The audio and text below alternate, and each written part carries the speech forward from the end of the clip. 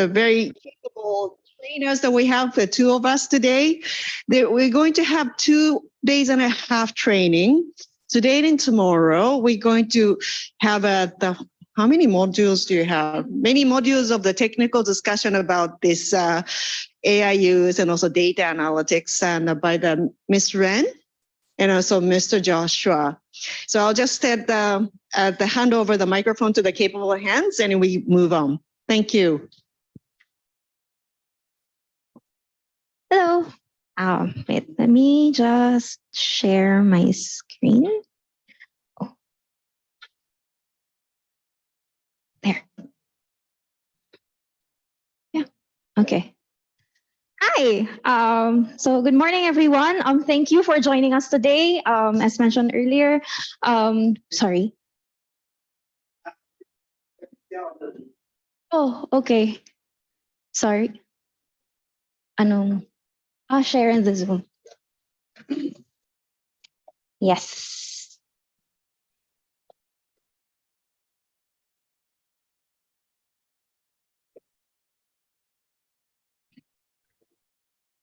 Screen 2.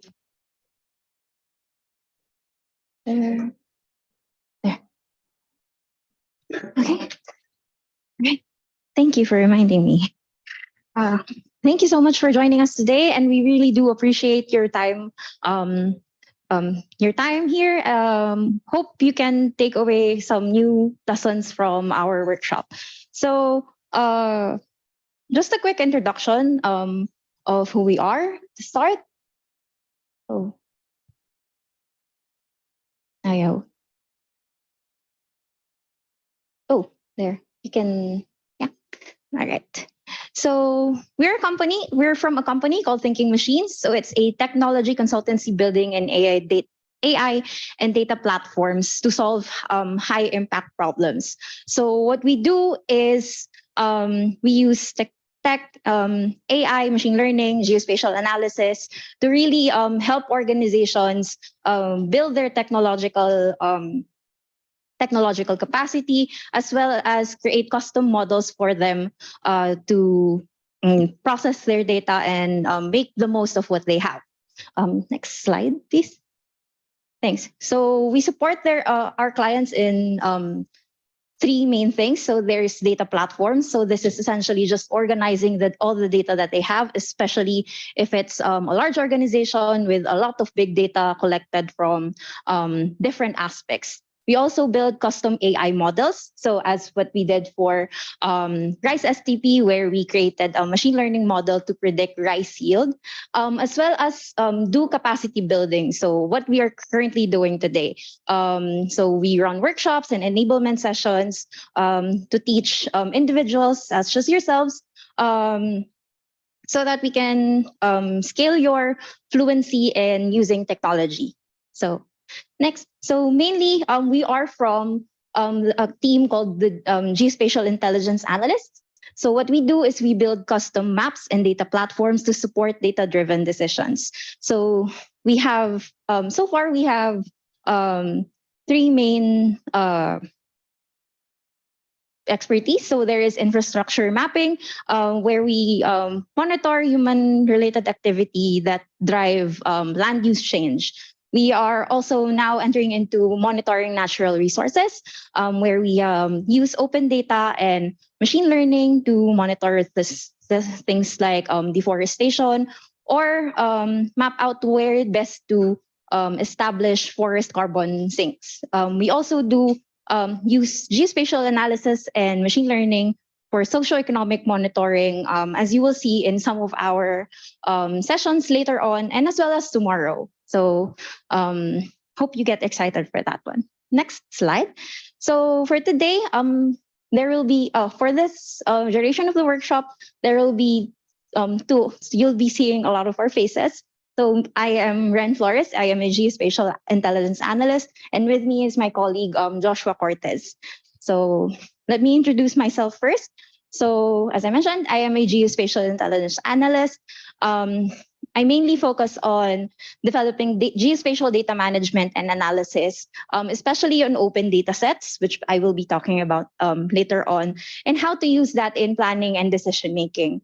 I also dabble a bit in creating geospatial machine learning models, mostly focused on social development and sustainability applications. Next up, I have my colleague here. I will let him introduce himself. So hi, I'm Joshua Cortez, and I'm a machine learning consultant at Thinking Machines. So right now, I'm part of the geospatial machine learning team, and we've been building models for social development and sustainability use cases. So I've been working as a data scientist in the local data science scene in the Philippines, and apart from geospatial analytics, I've also worked on more private projects such as banks. So I worked also on customer analytics, and I'll be speaking to you tomorrow on day 2 for more computer vision and machine learning technical topics. So now that we are done introducing ourselves and who we are, I would like to hear more from you guys. So if you can, please join Mentimeter. So this is an interactive presentation. Just go to this website and enter that code, or you can simply use your mobile phones and scan this QR. That should lead you to a sort of online questionnaire.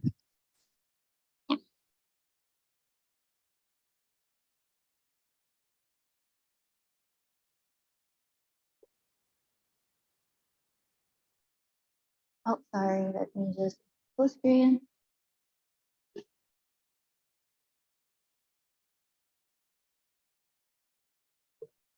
Oh. Lipat ng tab. Lipat ng tab. Oh, not that one. Wait, natatakpan kasi na. What? Minimize. Ayun, hide full. There. Is this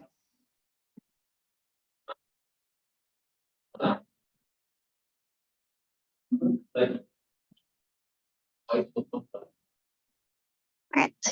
So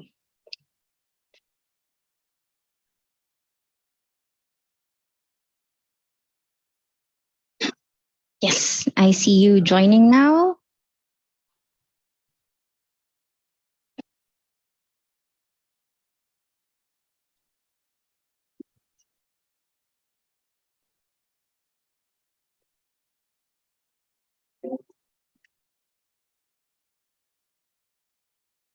So for Wi-Fi access, I think for each table there is a square card with the Wi-Fi network and the password, so you can use that to join to connect to the Wi-Fi. Yeah.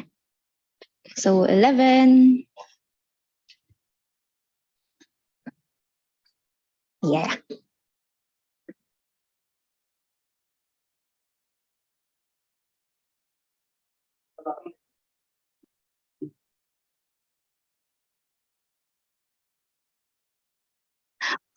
So after this, I would also like to ask a few people to share later on. We do have some small prizes from the Philippines, so I hope that motivates you.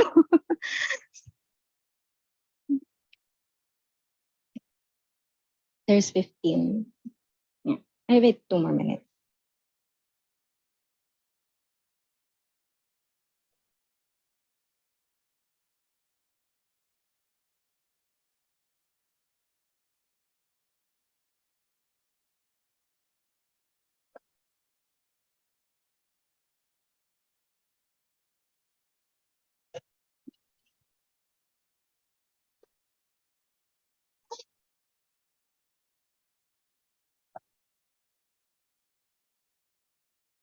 If you'd like some help with accessing, please just raise your hand. We'd be more than happy to assist.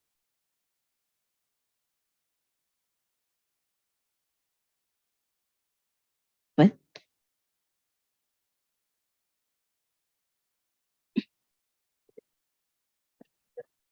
Canadian ស្ដាប់អង់គ្លេសបានទាំងអស់ 100% ទេ សិនជាស្ដាប់អត់បានត្រង់កន្លែងណាមួយខ្ញុំអាចជួយសម្រួលអីខ្លះចឹងណាប៉ុន្តែខ្ញុំជឿថានៅក្នុងអត់បានទាំងអស់ហ្នឹងណាអញ្ចឹងអាចនៅក្នុងតុកហ្នឹងមានអ្នកដែលចេះយើងជួយគ្នាផងទៅណា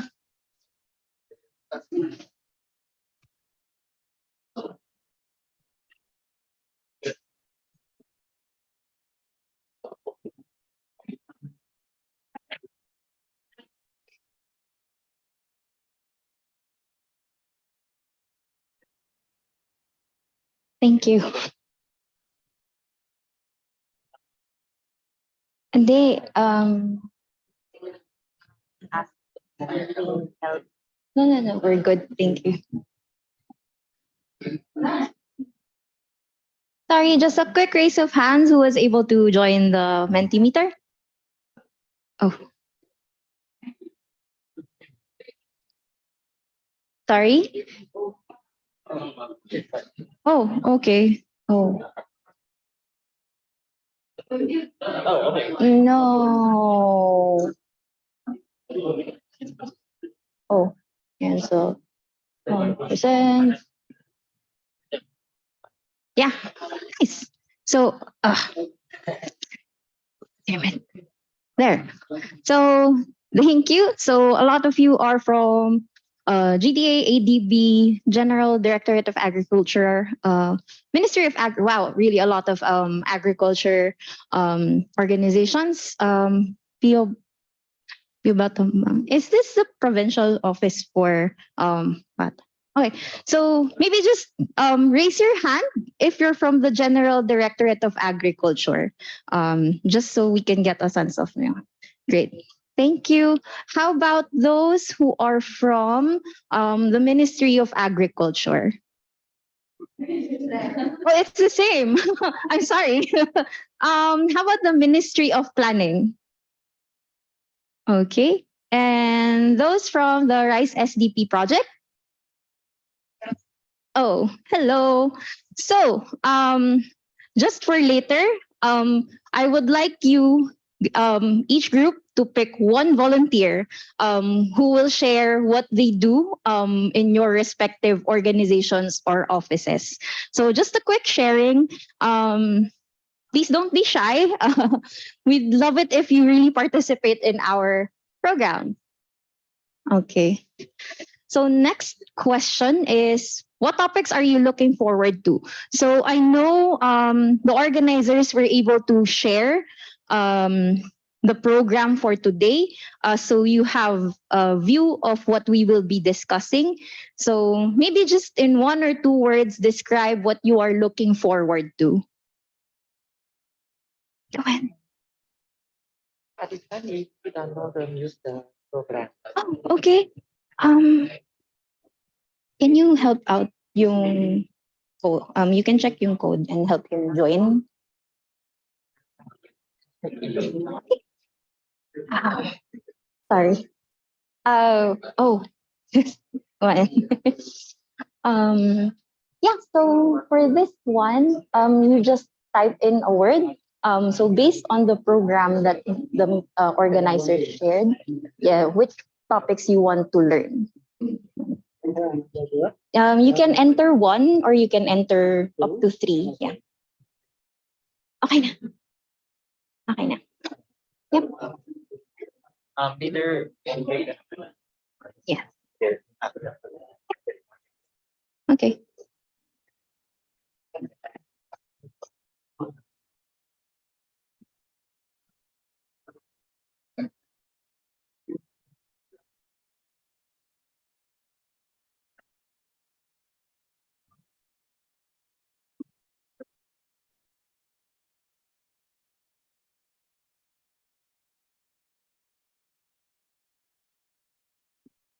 So seeing a lot of interest in AI.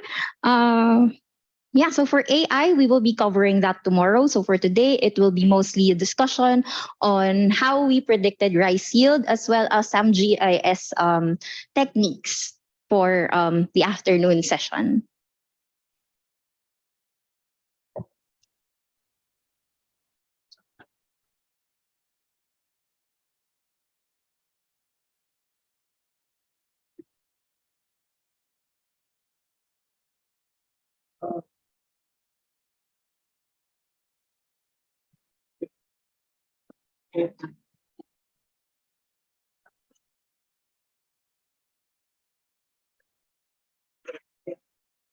So, just a new question, and this is the last one.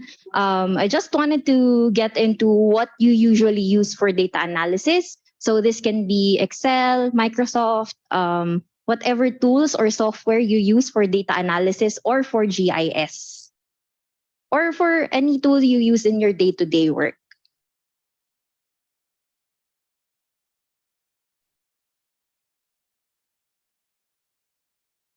So this can be specific softwares like ArcGIS, QGIS. Do you use Python or R?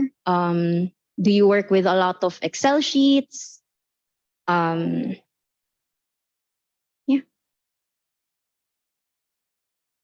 Yeah, analysis.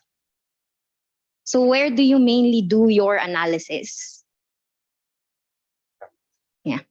Raise of hands for those who use Excel. I think this is the biggest word. Who uses Excel? What? Don't be shy. Excel is great. Nice.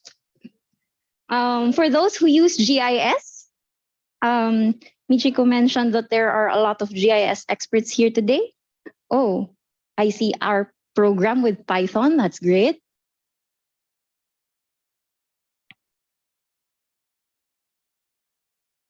Oh no.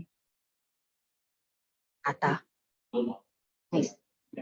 I am language barrier.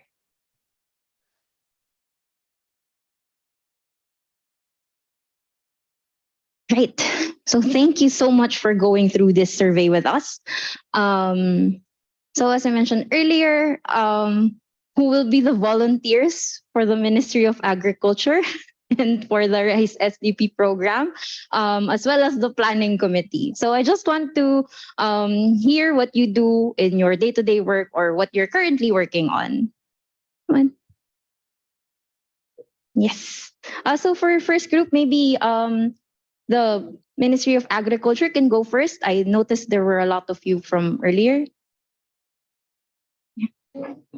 Ah,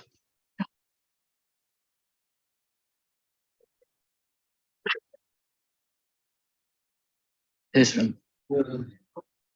From us. Ministry of Agriculture. Yeah. Someone share from this one. What you guys do, what your team does. So just someone introduce themselves and introduce what they do in their organization.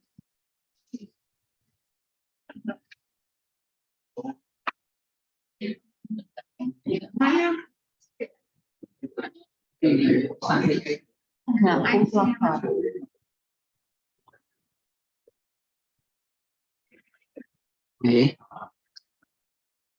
có trong thầm mình. Ồ,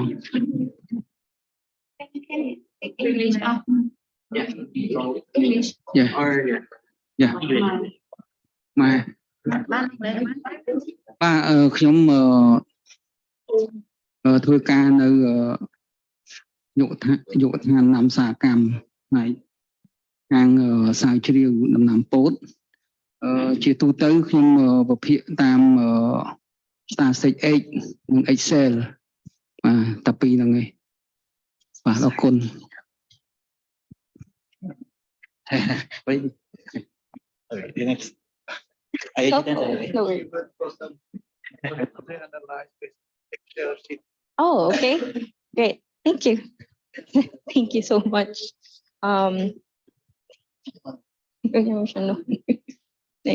Thank you so much for sharing. So as promised, we do have treats for those who shared. Any other volunteer? So just a quick introduction and what you do in your organization. So please raise your hand. Please don't be shy. បាទបងណាបានប្រើប្រាស់ព័ត៌មានហ្នឹងនៅក្នុងស្ថាប័នរបស់ខ្លួនសូមជួយលើកដៃហើយនិយាយមកសូមជាអង់គ្លេសមកណាព្យាយាមមក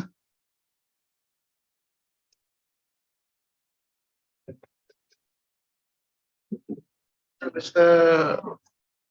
អនុវត្តដូចអីធ្លាប់ធ្វើអីជួយនិយាយ អត់ស្រួលទេប៉ុន្តែចង់តិចទៅនិយាយខ្មែរទៅបាទខ្ញុំនិយាយចំទៅខ្ញុំភាគច្រើនខ្ញុំទៅសេកម្មវិធីតែប៉ុណ្ណោះបាទយើងប្រើភាគច្រើន QGIS Alright. GO server ហើយនឹង tool មួយចំនួនទៀតសម្រាប់ធ្វើ data analysis បើពាក់ព័ន្ធជាមួយ SPS យើងលេងប្រើអានឹងដូចចាស់ពេកឯង Excel ក៏ដូចគ្នាណា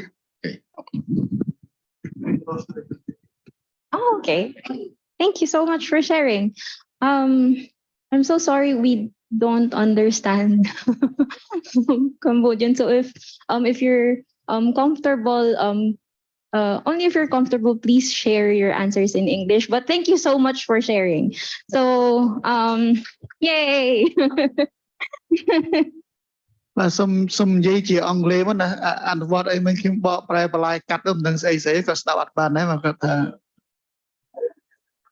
អាចអនុវត្តអីនិយាយអង់គ្លេសបន្តិចទៀតមើល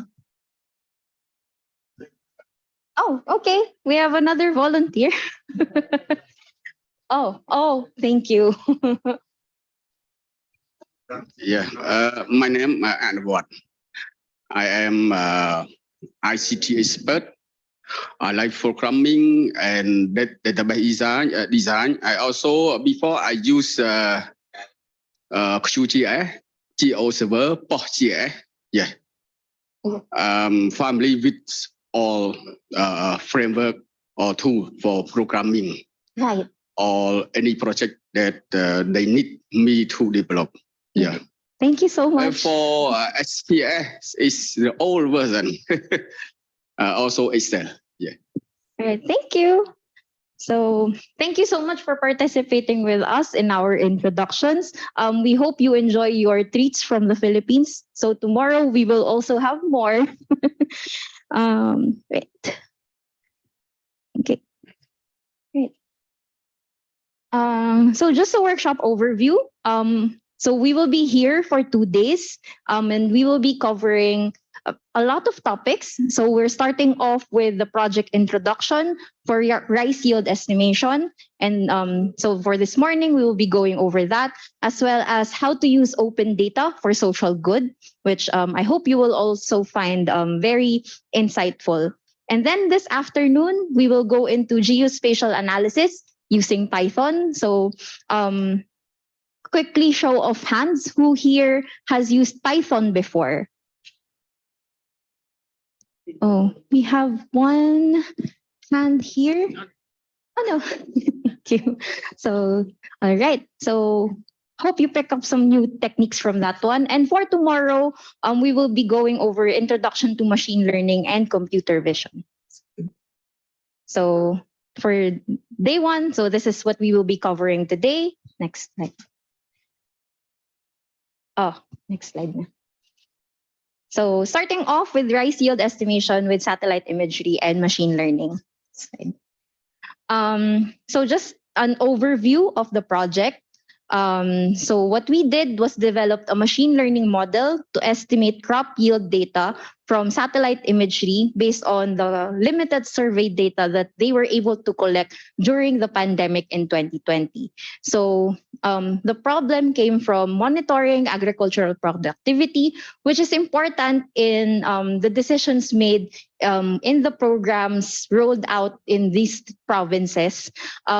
It was quite harder to do this household survey because of COVID restrictions. And also, generally, surveys take months to complete and can be expensive to do.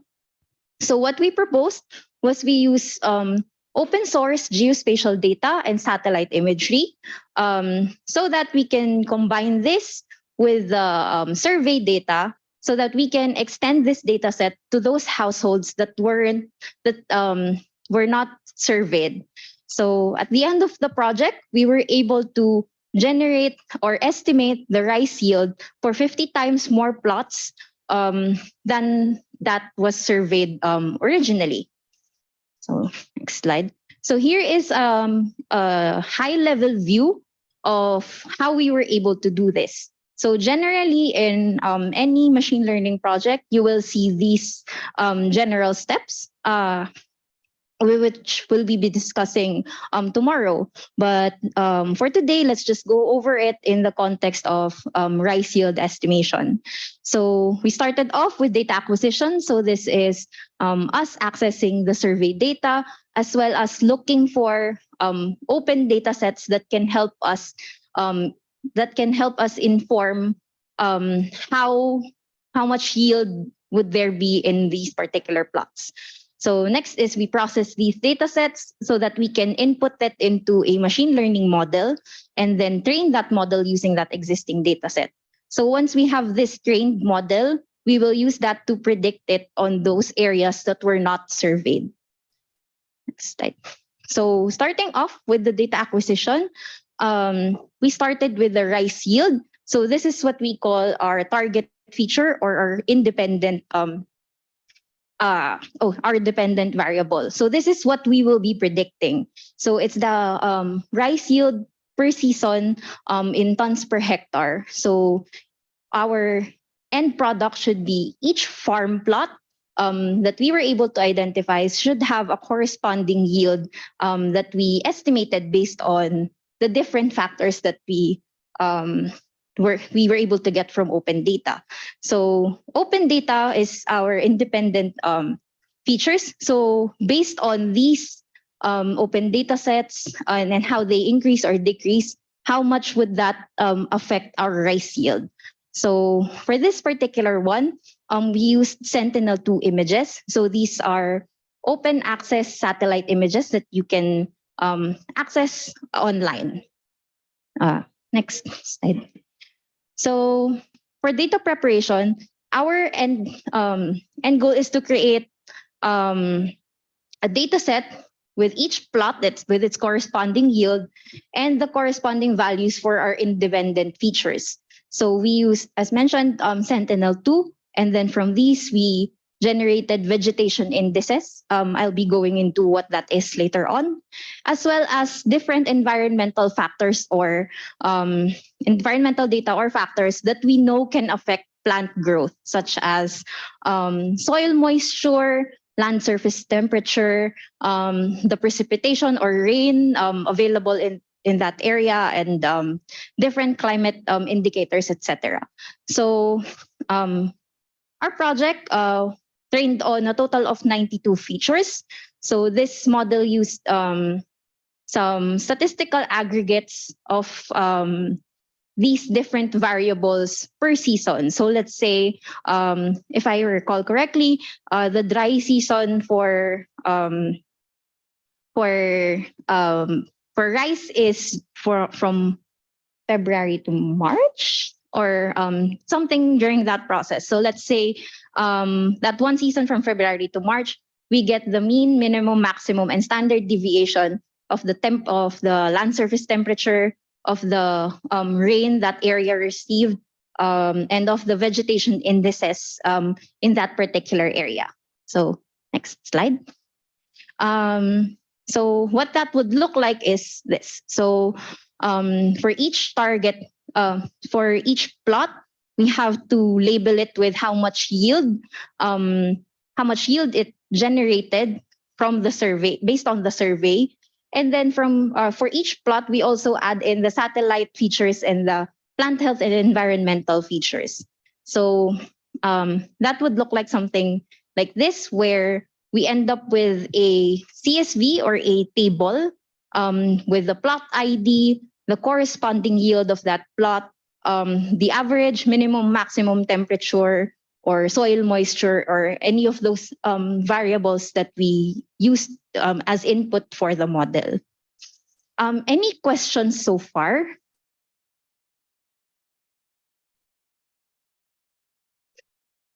Yes. It's going to be made available Yes. later. Yeah. Right? Yep. Yes. Yes, thank you. All right, so next slide. So with any machine learning project, there will be some data assumptions that need to be made. So in our case, how the survey was done is that for each household, there is a self-estimated yield given to the surveyor. So let's say I live in household number 1, and then so I will give them a single number that, let's say, my yield is 5 tons per hectare. And then in reality, my household owns 2 plots of land, as you can see here. Here's there. So you can see here, there.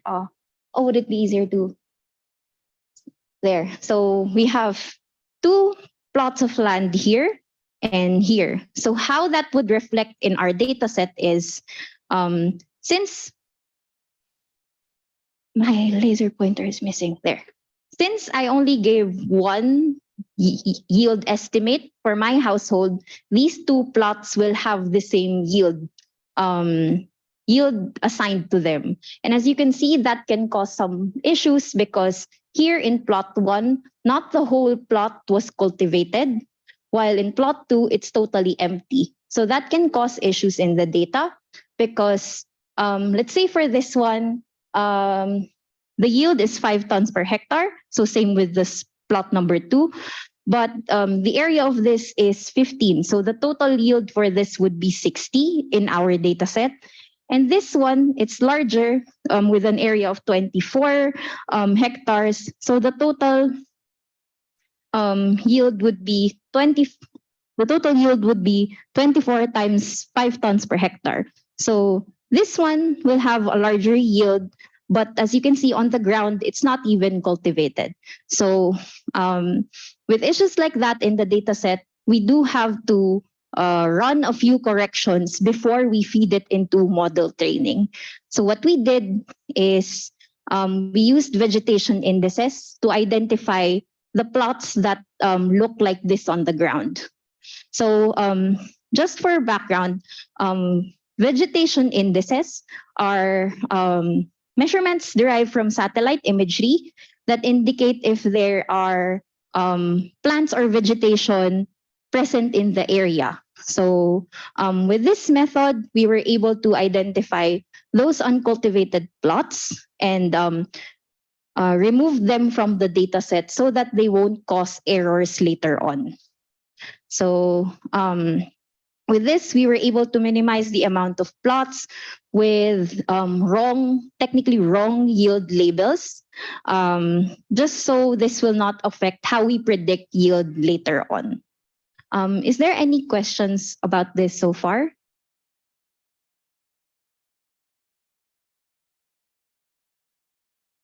All right. So for the going into the data sets that we used, so the first, the previous slide just goes over how we processed the survey data into labels for machine learning models. Now we go into what features or what we use to predict yield. So we used a series of satellite images to indicate crop growth and health, and to monitor its health. So we used Sentinel-2. What you can see here in this image is the vegetation in an animation for vegetation index. So as you can see, this is for the entire country of Cambodia. So the darker green it is, the thicker or the healthier the vegetation or plants in that particular area. So, if you notice here in this part, there's some really quick variation, and this is mostly because this is the area where most of the plots, most of the rice production happens. So we used different variations of this one, different vegetation indices represent different things. So one is the presence of plants at the most basic one. The next is how healthy the plants are. So healthier plants means bigger yield. And so there. Another thing is we used Sentinel-2. So these are satellite images with multiple bands, which we will be also discussing later on. So that tells us how the crops progress through the season. So from from starting of the planting season into into into the end of their life cycle for harvest. Next slide. So next is we added in environmental indicators. So these are the different factors such as rainfall, temperature, soil moisture, which based on our research can impact rice productivity. So again, we get the seasonal minimum, maximum, average, and all that statistical aggregates per season. So for example, one of our features is surface temperature. So for the dry season, so we get the minimum temperature for that entire season. We get the maximum and the average and the standard deviation for that whole season, and we use those as features for our model. Next slide. Go back. Any questions before we go into the modeling part? Yes. Sorry. Thank you. So for the environmental data, you get from the open data or you can access from the ministry or something like that? So for this project, we actually used open data sets from Google Earth Engine. But yes, that is also a possible thing you can try if you can access data from the government for weather monitoring. That would be a better input for the model because it would be more representative of what happens on the ground. Thank you. Any other questions? Yes. Hello. Do we have a practice session here? Practice session. Practice, yes. Yes. Yes, we do have a practice session. Most of it will be for tomorrow's session. Just want to set expectations. It won't be the crop yield. It would be a different one, but essentially it's uses almost the same process as this. Yes. All right. Any more questions? Yeah.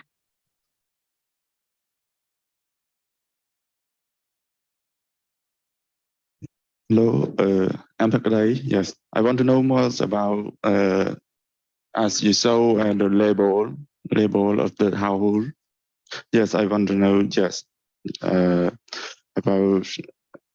the yield, the yields and the total yields. Where does it come from and how you get it? So for the training label, so his question was, where did the data come from? It was mostly sent to us over by ADB. It was based on a survey. Sorry. It was based on the crop survey. We did that's only the sample size of 390 within the project area. And it's not a lot, so it's not really a big data set, to be honest with you. But with that, combine the crop, the survey household, the questionnaire data sets, plus that we did the geotagging. That's also that the data sets included and in the provided to the data scientists, based on which they combine that together with the other public data sets like soil moisture, and you said as a temperature change or something, and also the satellite imagery. And those are the data that was available to come up with this estimation. All right, thank you. Any more questions before we move to the next section? If I may, just a quick question. What sort of data sets are you using now, other than the survey? Do you have the national sort of like monitoring data sets that you can use for the temperature changes or soil moisture in this country? Anybody who can explain that to us? Maybe not now, but think about it and I'll ask the same question later on. Thank you. Yeah. Yes, thank you, Michiko, for that question. Actually, really interesting to hear what data you actually use aside from the open data that you can access online. No, it works now. So going into modeling, so what we did is we used different models to run different experiments so we can find which one performs the best. So based on that experiment, so we tried different ones. So, oh, sorry. So we tried different ones. So we have first one here, random forest regressor, which as you can see has the smallest error. We also tried a few other models, which such as MLP regressor, some more, some different forms of regression also. And based on our experiments, it really is random forest that has the least error among all the different types that we tried. So how do we get to this measure or score? So what we do is we validate it through using the training data set. So imagine setting aside a part of that training data set to validate the results. So let's say we divide our data into 5 sets. So for the first 4 ones, we use that to train the model, and then we use that trained model to predict on that remaining smaller set. And that's what we use to compute these error metrics. So what you can see right now is called mean absolute error, which you can interpret as the average difference between the actual yield and the predicted yield. So just to clarify that a bit more, so if a mean absolute error is equal to 1, then it can be interpreted as the predictions having an error margin of plus or minus 1. So, so through these experiments, we were able to identify the best model, random forest. And then we also did some few more steps called fine tuning to further improve the model performance before we use that model to predict on those unsurveyed areas. So before going into that prediction, we also did a few more checks and analysis on how the model performs. So, I have another slide here. So, so furthermore, aside from mean absolute error, we also have this additional metric called R squared, which actually gives you an estimate of how much of the data the model can explain or predict. So the model can predict values close to the actual yield, but so based on these metrics, it still has room for improvement. So the yield predictions are plus or minus 0.56 tons per hectare, and the average yield per plot is 3 to 5 tons per hectare. So we checked this against some survey data across Cambodia, and it's quite close to the average production of the country. And the model features, which is the open data sets that we used, were able to explain or can be used to predict up to around 47% of the variation in rice yield. So looking further into the results, so where's my laser? So we call this one a SHAP plot. So what it does is it gives us a better understanding of how the model works or how it used the features to estimate rice yield. So it mainly shows you 3 different things. Feature importance, so which of the independent variables or features that we used were the most influential to determining whether it's going to have a bigger or smaller yield. We have feature value and as well as feature impact. So feature value just tells us if, let's say for soil moisture, if it's higher or lower, and we have feature impact. So it means if we have a higher soil moisture, does that increase or decrease yield? So going over that in deeper detail. So here we can see a list of features. So these are columns in the data set that we generated, and it shows feature importance. So it's ranked from highest to lowest. So we can see that the first few top ones are actually soil moisture data. So it's in the order of most important or most influential to the least important feature or least influential to predicting yield. Next up, we have feature value. So the dots here are actually colored based on if it's of high value or low value. So on the top here, we can see few dots of red focused on the left side, which means these are high soil moisture. And on the right, there's more blue ones, which means there's a lot of low soil moisture values in this plot. So what determines if it's on the left side or right side is its feature impact, as you can see here. So feature impact just tells us if soil moisture has high value, if it's soil moisture it has more water in the soil, then how does that increase or decrease yield based on predictions? So any questions before we go into the different features in the plot?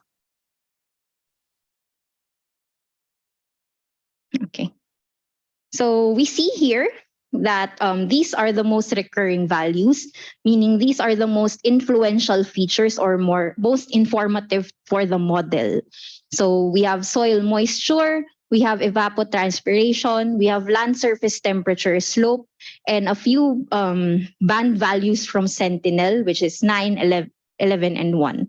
So going into those top features, starting off with soil moisture. So this actually confused us a bit because high soil moisture negatively influences yield, which means if there's more water in the soil, then that translates to lower yield, which is quite confusing. But when we checked the data, it was actually because during the wet season, there was really high soil moisture, mostly because of flooding. So we can interpret this, or our best guess would be the lower impact was actually due to some crop damage due to flooding. Just to add on this, farmers in general tend to irrigate too much. There's a certain optimal level of water consumption from the crops, but what actually in the world, what the irrigation water is provided, a little bit more than what the crops needs. That's the generic understanding in agriculture literature. Why? Because if you go under irrigation, you have a big problem with the crop failure. So there's a tendency is that you don't, without knowing exact optimal amount of water that you should provide, that's something that is very difficult for human eyes to detect. I mean, maybe years of experience can tell you, but as in a normal farmers usually tend to over irrigate. That's the reality. So that's another area we are working on, a separate sort of things and telling farmers exactly how much to irrigate, not to irrigate. So that's an interesting area of application of data analysis. Just to add that. Thank you. Thank you for adding that. So that further clears up our confusion of why more water translated to less yield. Next is we have higher land surface temperature negatively impacts yield prediction. And based on our research, I am not an agricultural expert. This is just based on the different papers that I read. The higher temperatures can cause plant stress and affect crop production. This can also cause the water to evaporate faster. Therefore, the plants have less water available to them. Oh, sorry. Is there any questions about this one?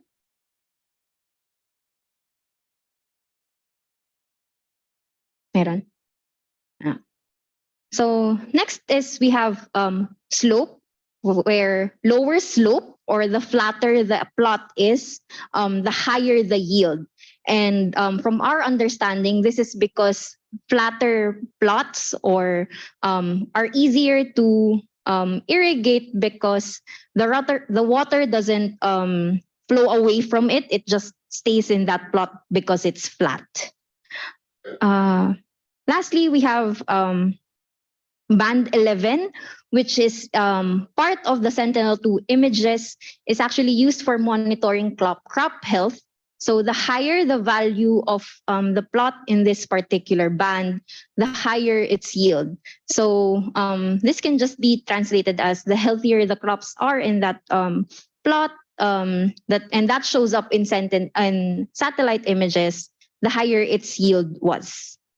Yeah. So any more questions about the different features that we used and how they affected yield based on the model? Yes. Maybe you can explain why these are the feature. How did you find these features as a binding factors that Right. would influence? Yes. So just to repeat Michiko's questions, how did we come up with the list of features that we used? So before starting the model development, we did a review of related literature. So some previous work related to what we are trying to do. And these are features that were used by previous researchers in academic institutions. So we really just based off what features they use, and we experimented with. It was part of the experimentations that we did to randomly select combinations of features, and which one will come up with the best result. Thank you. Thank you. Just to say, so it's just the water is the most important influential. Yes. Yes, that's what you're saying. Yes. So Yes. what we can take away from this plot is that the water is the most influential factor in determining yield. It can be overwatering or underwatering because it's too hot, or because it doesn't stay in the area because it's sloping, so it flows away and all that. Another thing is about temperature is that depending on crop types. Yes. There's certain crop types that is really vulnerable to the higher temperature and it stop flowering. I mean, I'm not sure whether there was a case, but there's a specific variety developed to tolerate the heat. The important thing is you have to have a flower for bearing the fruits, rice, right? Yes. So that's the temperature you mentioned about the temperature influence the water availability. That's also true. Another thing is that could be a threat to the crop for this flowering and bearing fruits. Mm-hmm. Another comment on this, whether or not the land is flat.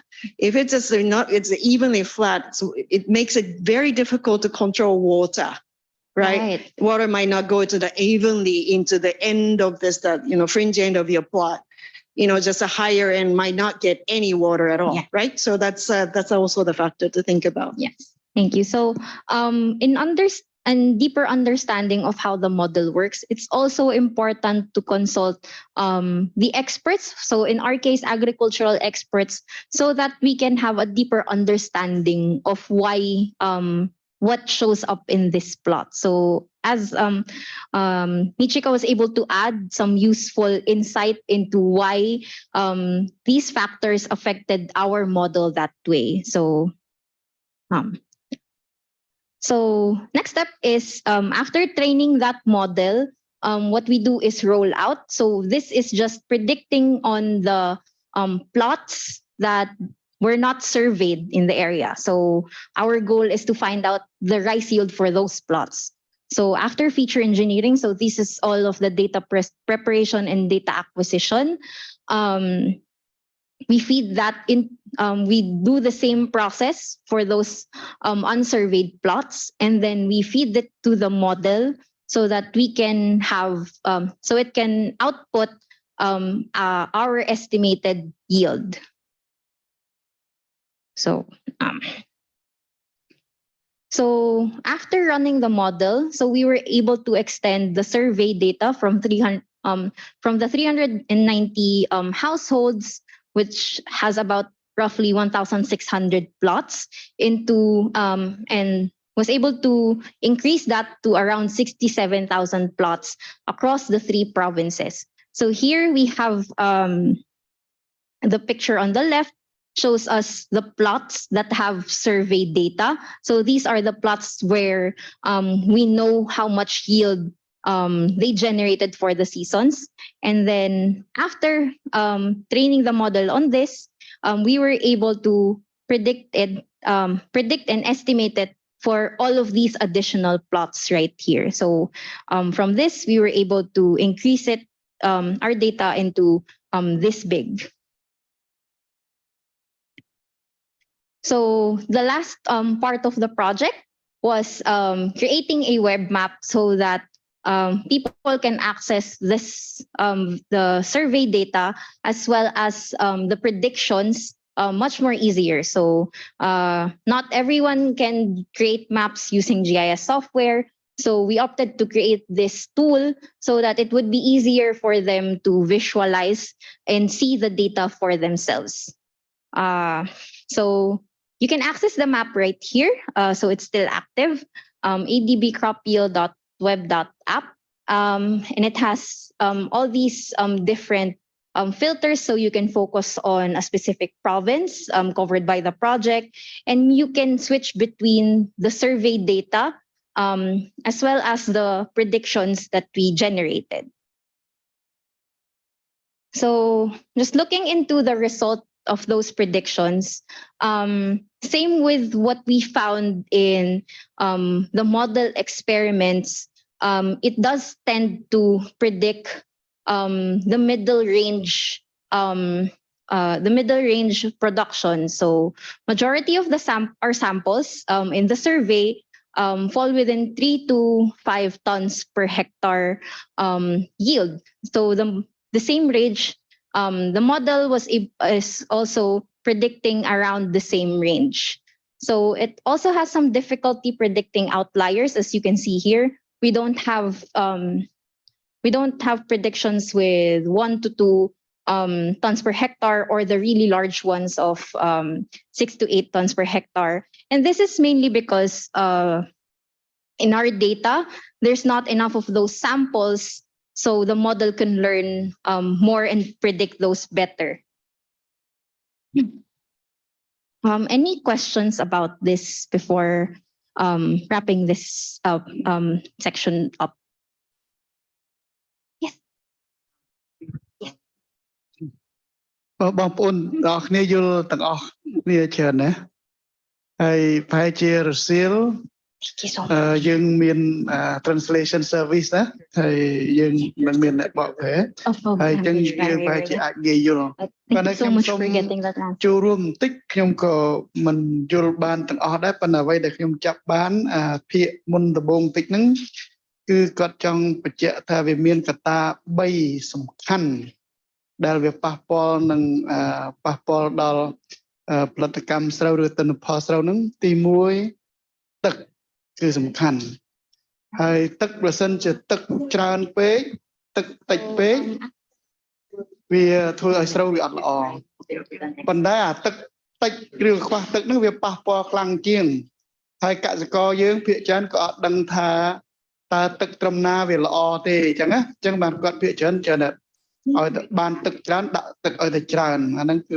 ទី1ទី2គេដឹងថាប្រសិនបើក្តៅខ្លាំងពេកអាក្តៅហ្នឹងវាធ្វើឲ្យស្រូវរបស់យើងហ្នឹងវា stress temperature ខ្លាំងពេកហ្នឹងវាធ្វើឲ្យ stress ហើយវាធ្វើឲ្យលំហួតទឹកច្រើនហើយទី3តកតទៅនឹង slope ប្រសិនបើវាលស្រែរបស់យើងហ្នឹងវាខ្ពស់មួយខាងហើយទៀបមួយខាងខុសគ្នាខ្លាំងពេកទិន្នផលស្រូវចេញមកក៏វាអត់ល្អដែរហើយបើសិនវាស្មើគ្នាខ្លាំងលទ្ធផលមកហ្នឹងវាបានខ្លាំងអញ្ចឹងអាការដែលគេមើលឃើញពីលើមកហ្នឹងឃើញថាទឹកវាយ៉ាងម៉េចហើយកម្ដៅវាយ៉ាងម៉េចហើយអា slope នៅវាយ៉ាងម៉េចគេអាចធ្វើឲ្យគេទស្សន៍ទាយបានដល់លទ្ធផល ស្រូវអញ្ចឹងណាអ្វីដែលគេទាញមកចេះបានចេញមកគេចេញនឹងមកបានចូលដល់លទ្ធផលនេះគឺទស្សន៍ទាយថាយើងជាលទ្ធផលរបស់យើងគឺបានផលពី 3.5 ទៅប្រមាណទៅ5តោននោះអ្វីដែលគេបានឃើញបាទអរគុណច្រើនបាទហើយគ្នាយើងអីមានចំណាប់អារម្មណ៍អីចង់សួរនាំអ្វីទៀតសូមអញ្ជើញទៅជាភាសាអង់គ្លេស Thank you so much for translating a summary of what we've discussed so far. Would like to pause here if anyone has questions after that. Okay, so yeah. So just to summarize everything again, so essentially our project highlights the potential of machine learning derived rice yield, but it also shows areas for improvement. So what we can do to improve these results and make it more accurate is first minimizing the rollout overestimation by identifying uncultivated plots. So really addressing that mismatch between the survey and the plot level cultivation, as well as improving training data by managing the following assumptions used in processing. So yield information, again, is not specific to a plot. It's specific to a household. So what that does is it repeats across the data.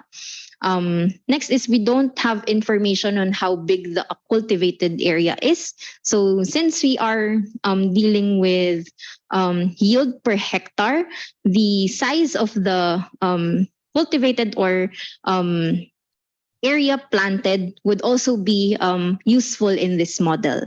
And then lastly, planting and harvest dates are quite arbitrary. So we match this to the general seasons and not specific to the household of when they started planting and when they harvested. So that also reflects in our data set.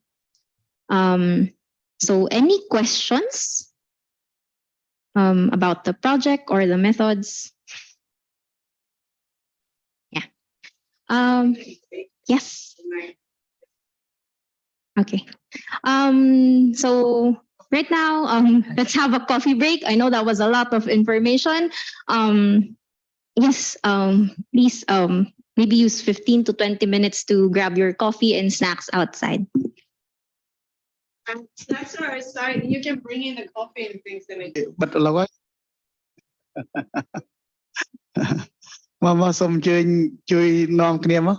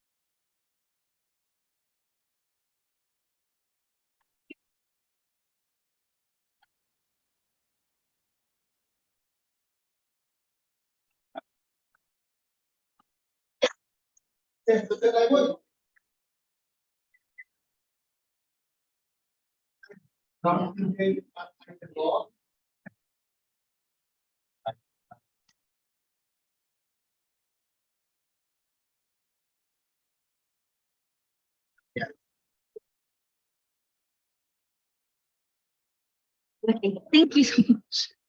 All right. I hope everyone is feeling refreshed from that snack break. The croissants are actually really great. um, so we were able to send these instructions to you yesterday. So thank you so much for answering our survey. So if you haven't done of the setup yet, you can do it throughout the session. So just to give you an overview of what we will be doing before lunch. So first, we will have our first hands-on exercise. So we will be using Google Colaboratory that helps us write code in Python using our web browser, as well as we will have a little bit of a group discussion just to where you will be just sharing what your ministry's projects are and what data you think will be useful for you to achieve those projects and goals. So, oh, no. Not working. Okay, I think this one. Oh, yeah, ito na lang. Oh, okay. So this section is actually a discussion on open data resources. So open data is data sets that you can access online. So open data is data that anyone can access. Oh, open data is data that anyone can access, use, and share.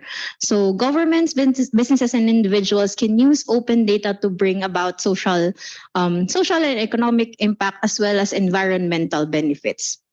So there's already a lot of existing data sets online and resources that we can use to support the local data that you already have.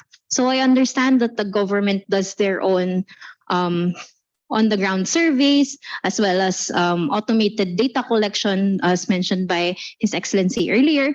So you can actually complement those and extend those with the use of these open data sets that you can also access online. So what makes up open data is these three main things. So accessibility. So it should be open to access by anyone. So there are no limitations to prevent it from being used in any particular way, and anyone should be free to use, modify, and combine the data with whatever data that they already have.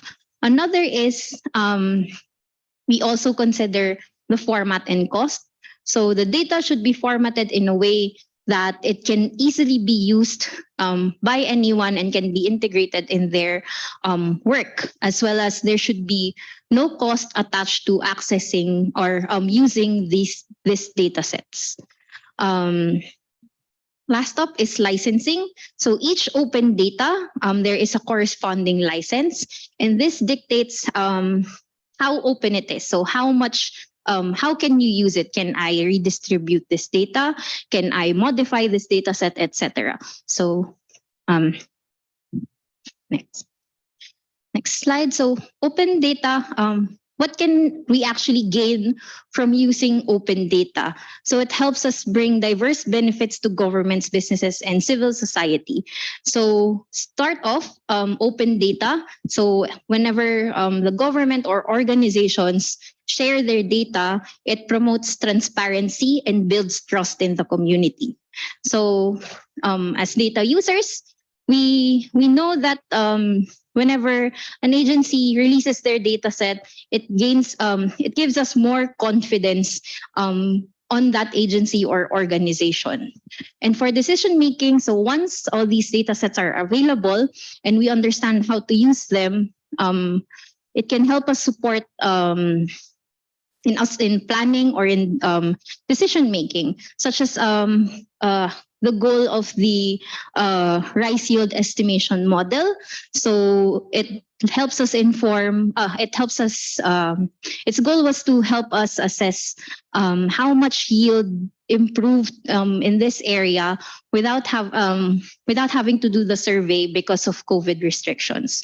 So that's actually important information that contributes to the planning and decision making that goes into the Rice SDP program. Lastly, it builds and it encourages community involvement. So when data is accessible to a lot more people can access it and understand it, and it helps push innovation to go faster. So since a lot more people can analyze it, the better the data is understood, and the more information and the more value we can get out of that data. Oh, works now. Thank you. So how can we use open data? So there's mainly 3 steps to it. So I love the quote mentioned by earlier in the open remarks, where data isn't just there for data availability's sake. So it comes to life when the given context under the hands of experts and when it's used. So from raw data that we gather online, even from our local resources, so it can be the surveys from the government or the surveys done by your ministries. We use this data in different contexts or in different situations. So for example, for us, in a lot of our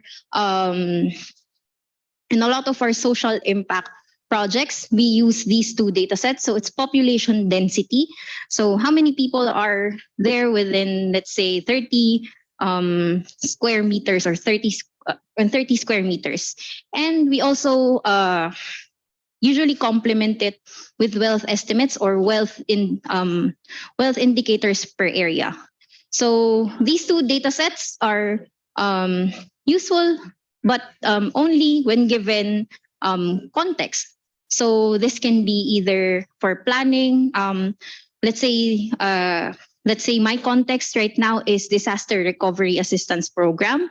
So if I'm running this program, of course, I want to know where and who should I prioritize for disaster recovery. So what I can get out of this raw data, given my goal to provide recovery assistance, my insight can be I will look for the areas affected by disaster, and out of this, which has the most people with the least wealth. And therefore, those areas should be higher up in the priority list of my recovery assistance program. So as you can see, from raw data, we combine it with whatever use case or project that we are doing. And then from that, it becomes more influential or more powerful because it helps us in deciding or in implementing our programs. Any questions before moving to the next slide?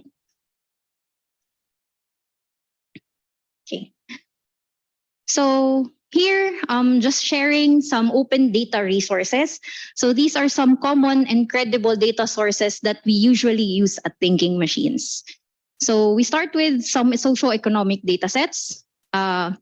First off, here we have the demographic and health survey program. So this is a program by USAID across the entire globe, where they run surveys to estimate wealth, availability of sanitation, and as well as the health of residents in different countries. So this is also available online. I've linked here.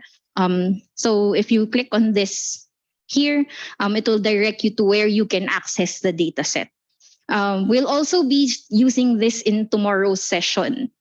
Right. Next is we have internet speed tests. So if you've ever done that where you type in Google speed test and it shows you a test that you can run to show you how fast or slow your internet is. So that data is actually collected by UCLA and MLab.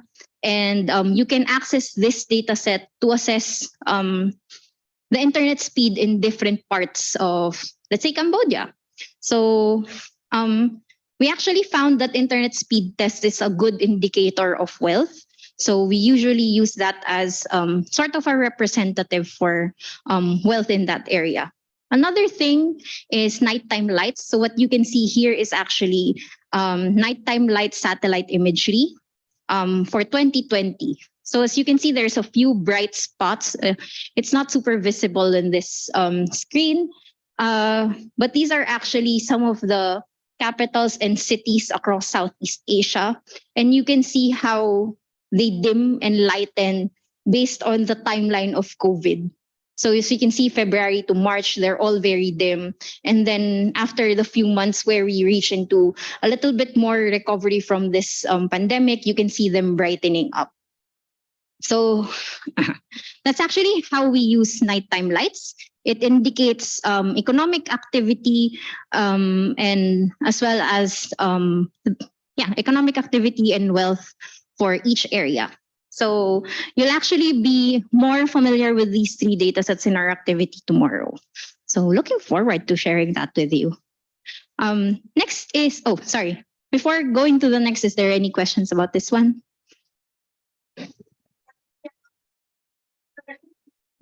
Yes.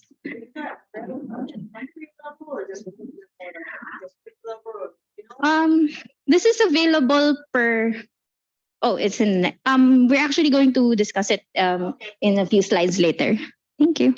So starting off, another demographic data set. So this is World Pop. This actually gives you development indicators, migration flows, population density, and urban changes. So how this data set is structured is for every 30 by 30 meter square tile across an entire country, it tells you how, the population density for that particular area. So how did we get it to that level of to that small level of an estimate? Is that it uses demographic data from each country and satellite images to sort of distribute where the most people would be concentrated in.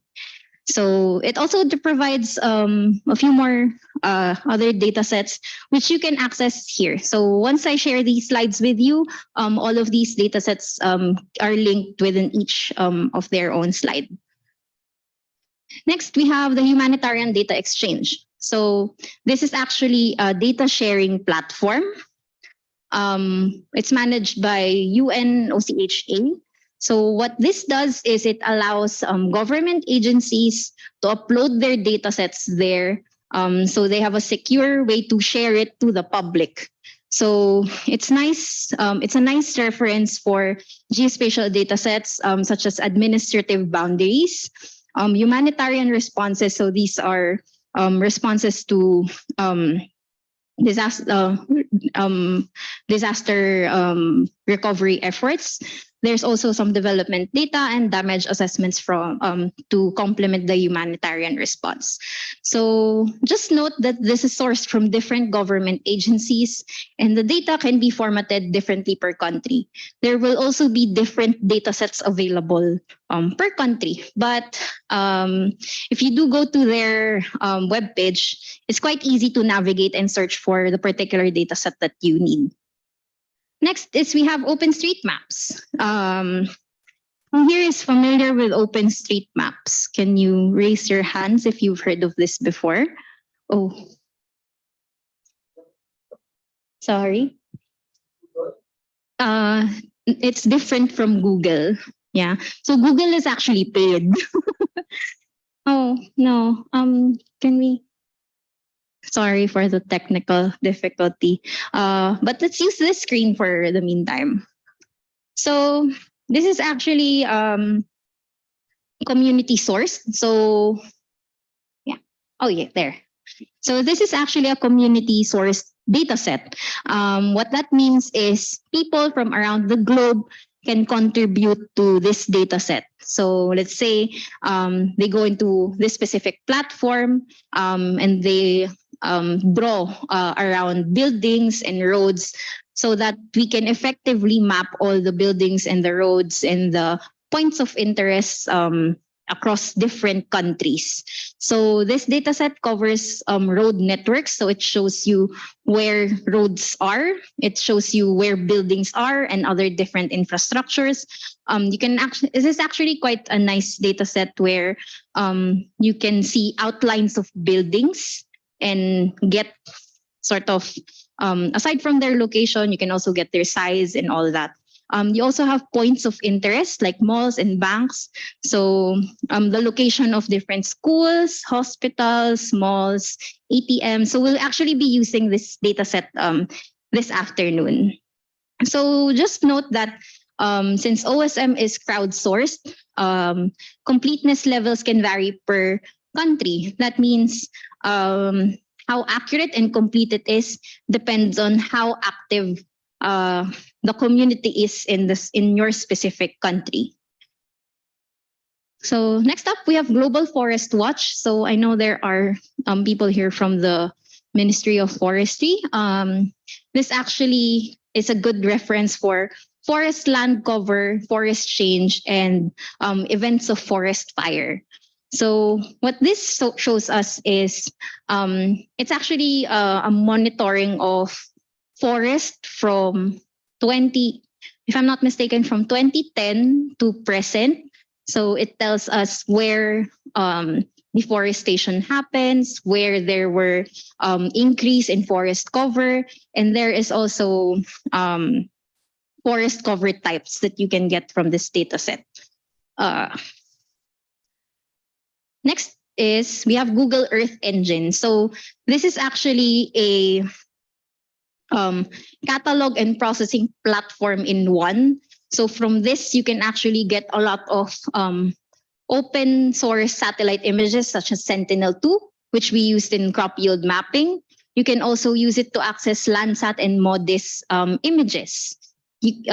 So Global Forest Watch from earlier is also actually available on Google Earth Engine. There are also a lot of weather and climate data sets available in this platform.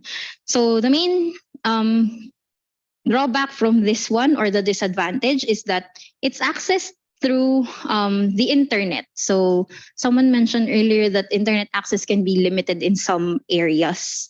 And you also need some basic understanding of JavaScript and Python to be able to access the data sets.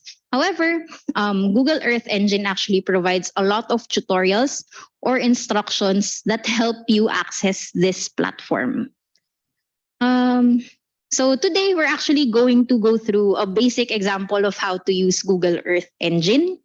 Before that, are there any questions regarding the open source resources that I shared? Anything that in particular that you found interesting? No? Okay. Okay.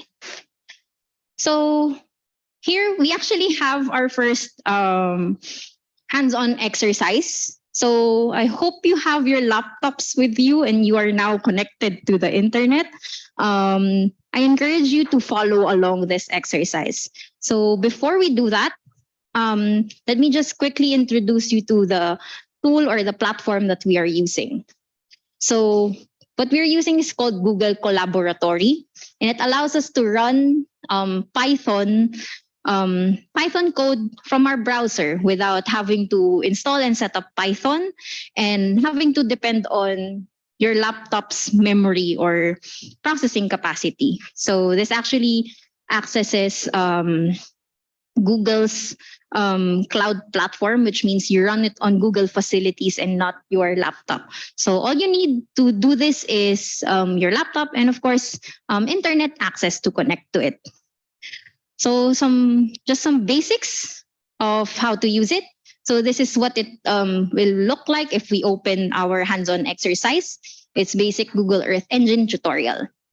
So on the right, in the left here, you will see a few icons. And the first one up there is the table of contents. So if you click that, it will show you the different sections in the notebook. So there's different sections and steps to each notebook that we will be handling today and in tomorrow's exercises.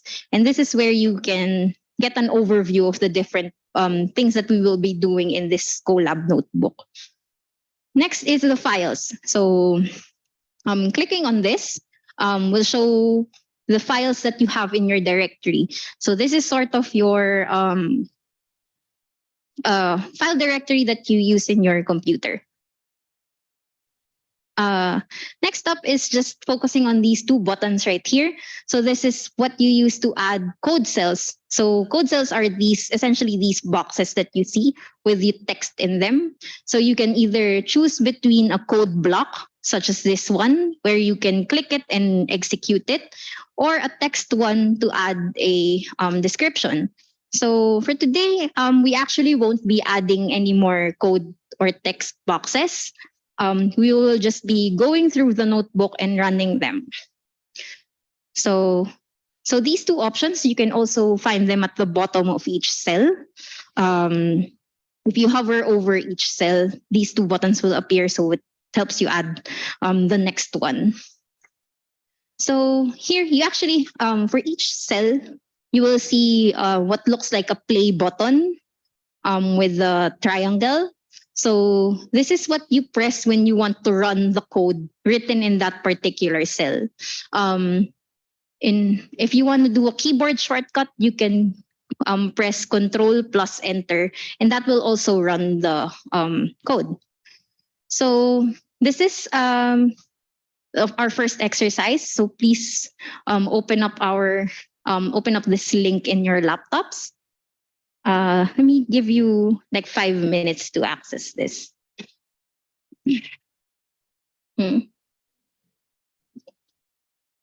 Oo nga, no? Ang bilis lang to.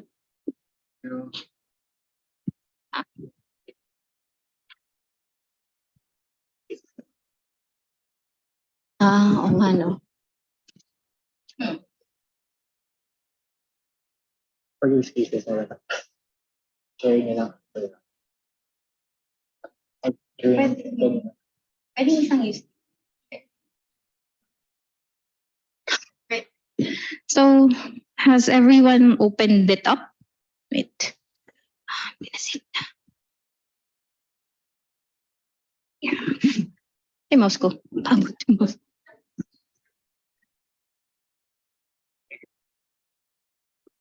So, I have it open. So I have it open here. Wait, let me flash the link again. It's just adb-workshop-exercise1.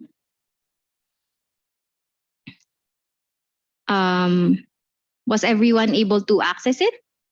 Not yet. Okay. Okay. Oh.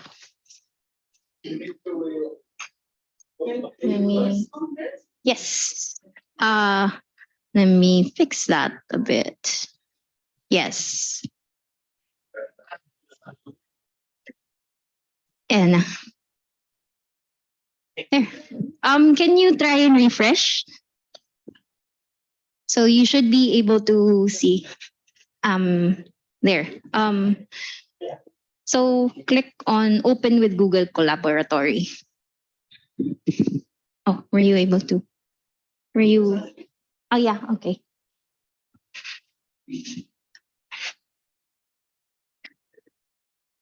So just going around.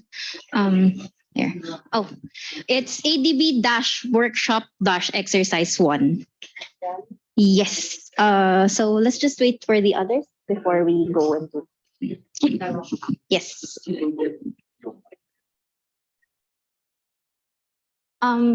Click Open with Google Collaboratory.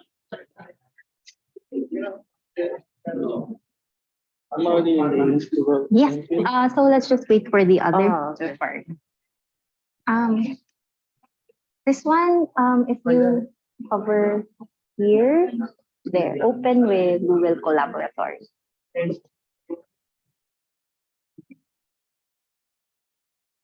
Oh, if you type here, that link there, bit.ly /ADB-workshop.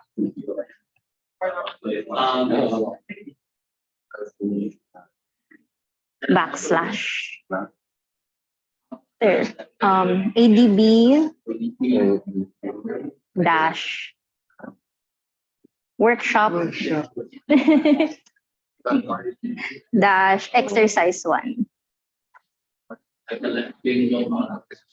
Yes.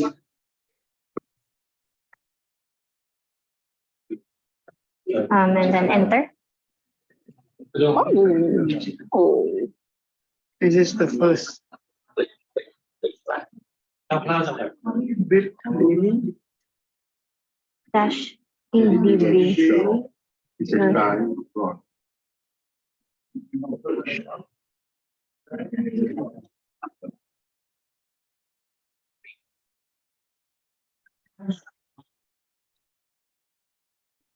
Were you able to? Yay!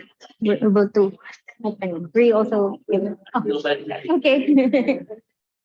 Oh no. Let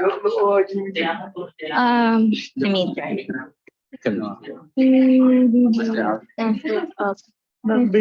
.com. .no.org. Here, .com. I think. I mean here, a bit.ly here. I think something wrong from here. Yeah. Bit.ly and remove com. Yes. Let's see. There. Yeah. Bit.ly, the EDB, the workshop, the exercise. Wait, sorry. Can you?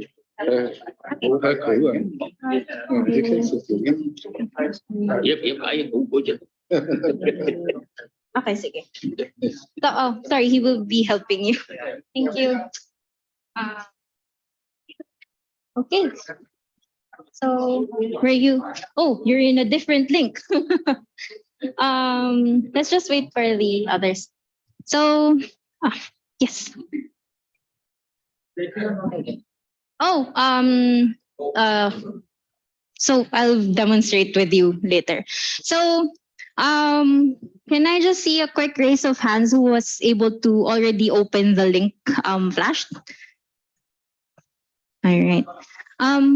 Who needs a little bit more help? Yeah. Okay, I think everyone has it. Oh, yours. Okay. For you, you just click on open with. Oh, nice. You. Oh, type it in the address bar. Yeah. And move it here. Paste.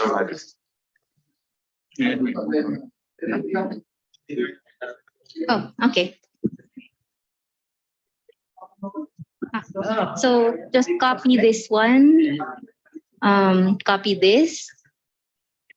So select click select all. Okay. There. Enter. Oh, there. So just there. There you go. So seems like everyone can access already.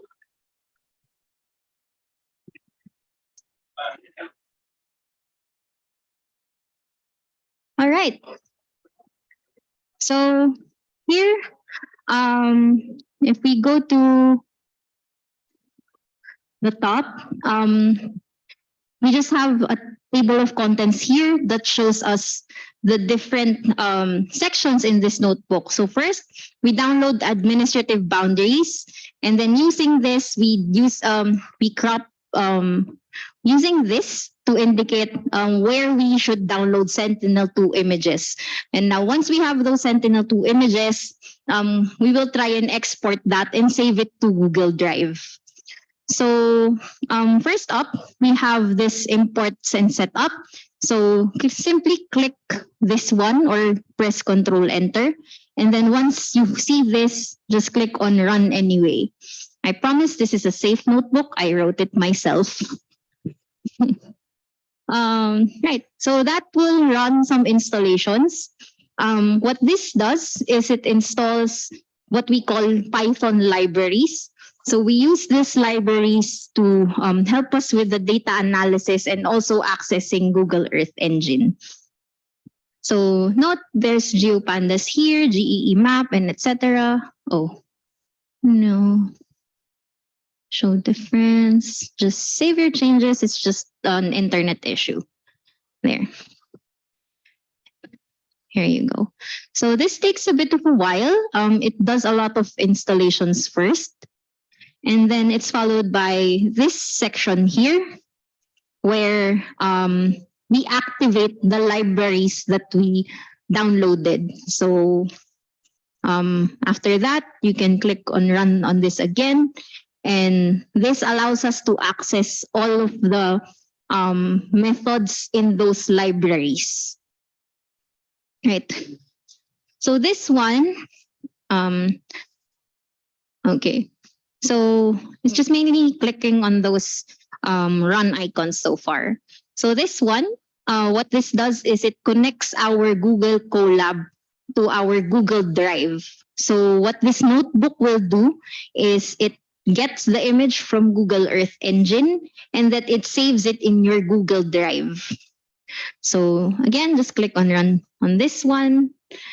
And then once you see this, just click on connect to Google Drive. And this will sort of show you which email, which Gmail you want to connect it to. So for me, I will be using my email here.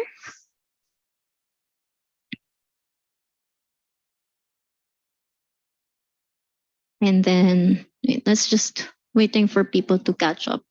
So here is just a bunch of permissions to grant Google Colab. So just scroll to the bottom and press allow.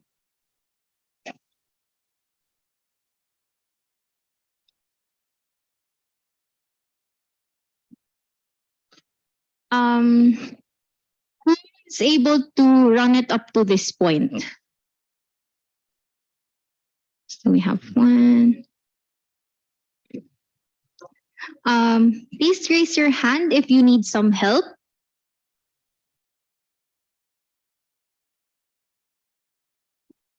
Okay. Everyone is good. Okay, so the next step here, it gets a bit different. So it's going to look different for me. But what it does is it connects our Google Colab to Google Earth Engine. So if you run this, let me minimize this first.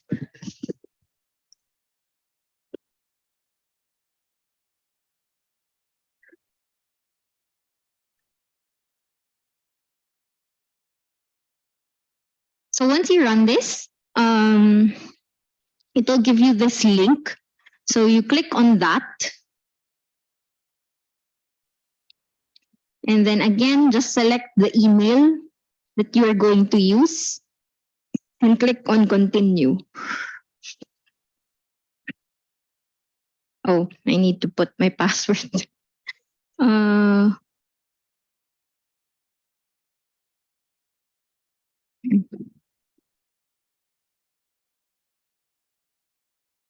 So again, really just follow along what goes on the screen. So again, select your account. This is already connecting your notebook to Google Earth Engine. So if you've done the pre-workshop survey, you already should have a cloud project and just select that particular project you created. So once you have that, click on generate token. A lot of account selections. Oh, sorry. Yes. So this one. That's already oh, right. Actually, once you have your, I see what's going on. Once you have your, wait, let me go back to this one. So once you already open this, please click on File here.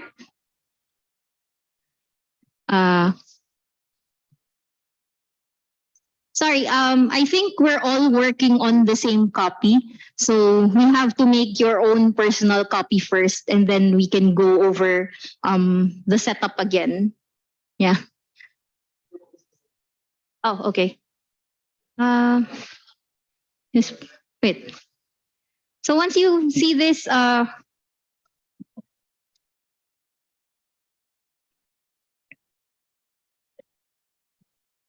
copy and paste this.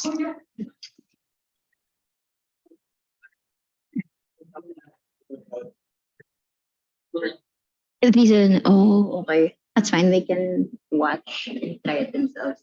So for those who haven't don't have Google accounts, we will send this later on, so you can try it later.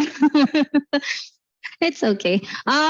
Okay, so just quick reset here. So again, just go back to your collab notebook. So let's try to fix this error that keeps popping up. So what's happening is we're all accessing the same file at the same time. So we can fix that by clicking on File and save a copy in Drive.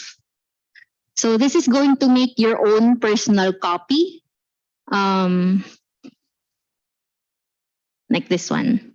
So if you check the file name, it should say copy of basic Google Earth Engine already.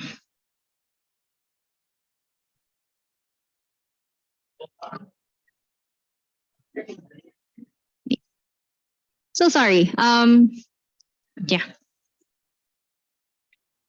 So choose project and then select, yeah, there. Just update the username.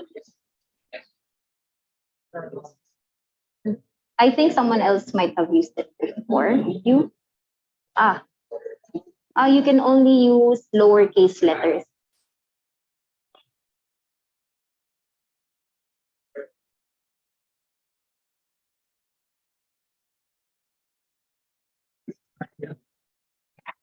It usually takes a while. So sorry. Since you made your own, yes, thank you. So for you, since we're all accessing the same thing, click on File first, and then save a copy in Drive. Yes. So that should open up a new file. And then with this one, just repeat up to the same point. I'm so sorry. All right. Oh wait. Okay. You have your own copy. Yes. So the saving error is because we are all using the same file.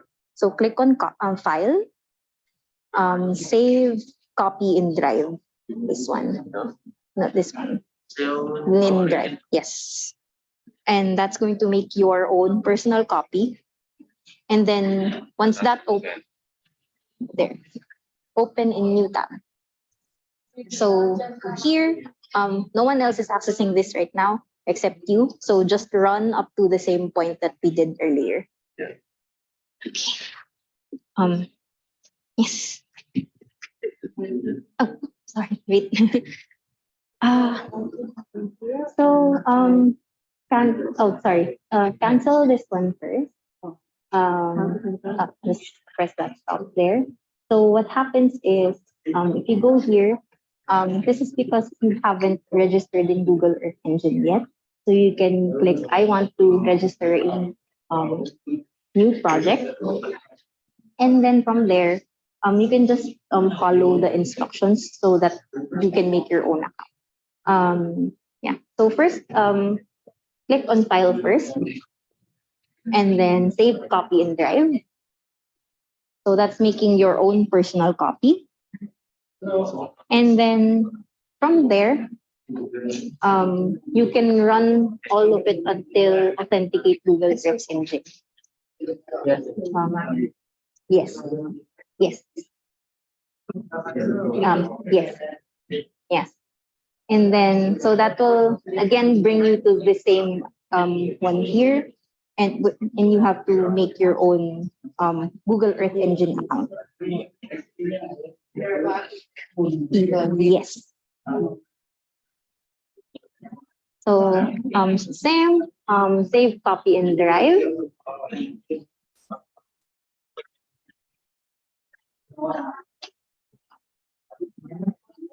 Yes.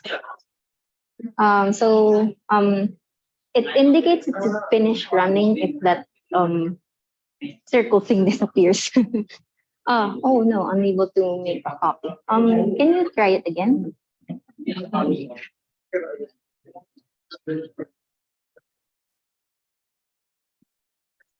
Sorry. Once you get to this point, you click on this link, and yes, and that will let you choose which Earth Engine account you want to use. So this one, when you get here, choose project. Sorry. Wait. Then create new exist. Then that's correct, and then just update this one. Yes. Create their own project. Yes. Yes. Create new, and then just update the username. You can skip that one. On the solution.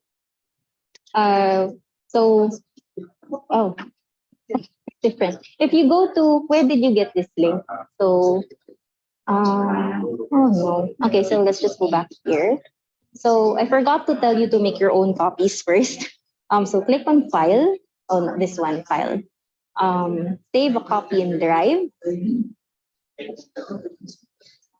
Drive, yes. So that's going to make your own copy here. So just close this old one.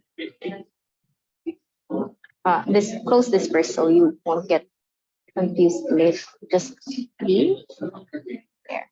And so this one is the same, essentially the same copy. So you can run all the things under imports and setup. So it was what I was showing you earlier. And then I'll come back when you reach the Google Earth Engine part. Yes. Yes, so just replace it with what your username is.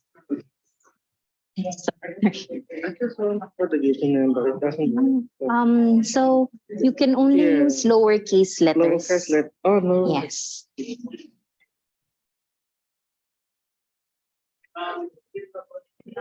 Is that working? The underscore is not allowed. This one. And then select. Oh, you must accept. Okay.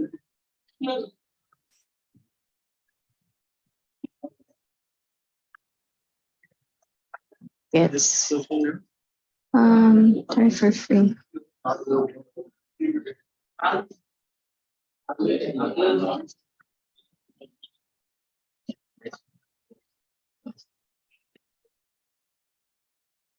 Sure.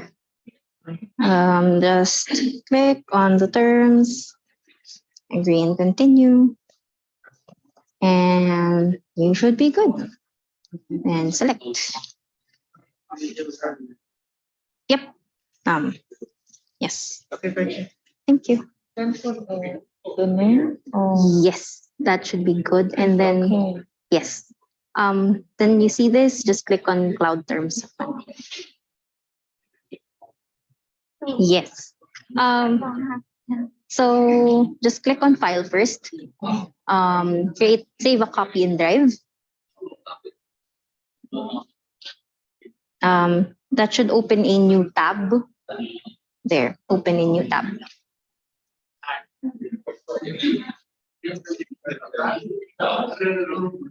Okay. And then once you have that, just run this. So click yes. Sorry.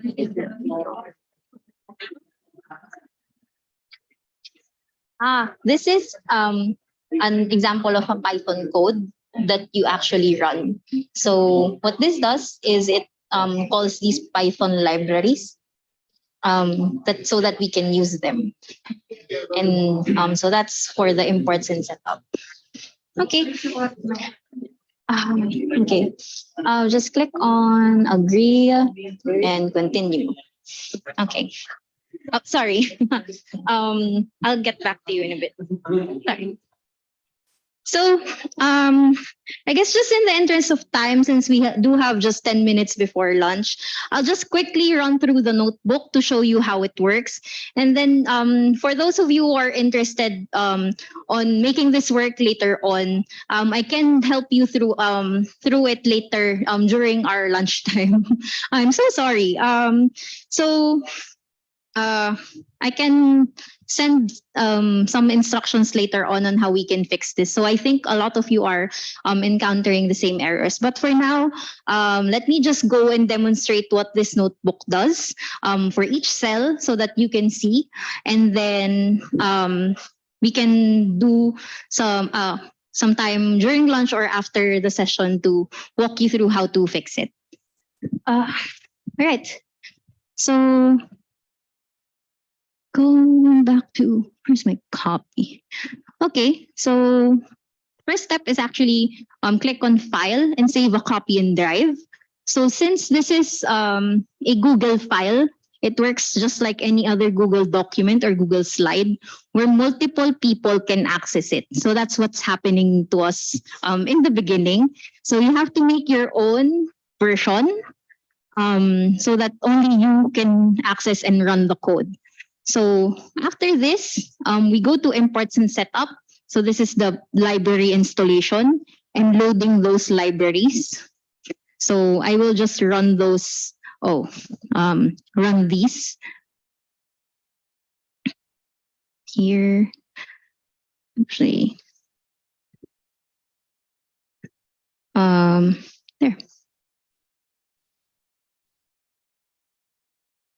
And again, I mentioned earlier, this connects it to Google Drive, and this one connects it to Google Earth Engine.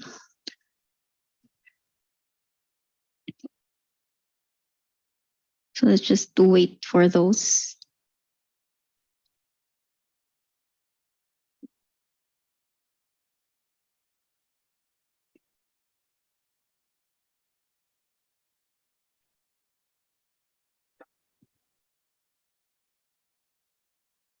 So the installations usually take a while because it downloads a lot from online so that we can use it.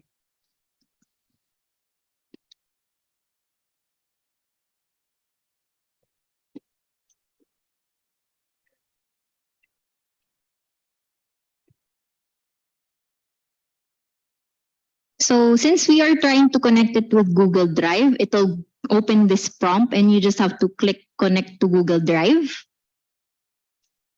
Select your email and just basically allow all these permissions that it's requesting. So after that, we'll try to connect it to Google Earth Engine next. So once you get to this part where there's ee.authenticate, when you run it, it'll show you this section here. And click on the blink or the blue text here to open up this page. So this is where a lot of you are getting stuck. So what happens here is either you have to register for Google Earth Engine or you have to enable your Google Cloud platform access. So for me, I already have that. But let me try to create a new one. So create a new cloud project. Here you will see it's dash username. So you can replace it with whatever you like. You can put in your name. So for me, it's Ren Avel here, and then just click select. So I'm going to have this error because I'm using my company email. But for you, it should open something. It should proceed to the next step or tell you you need to accept terms and conditions. So if you see you need to accept terms and conditions, click on the blue text of terms and conditions and just follow the prompts from there. So for me, I'm going to go back to my existing project first. And then once you've successfully done that step, it should bring you to this page right here, back, and click on generate token.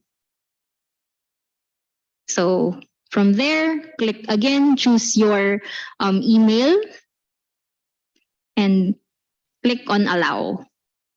So after that, this is a lot of steps. So after that, you will see this authorization code. So just click on this copy icon. Go back to your notebook and paste it here.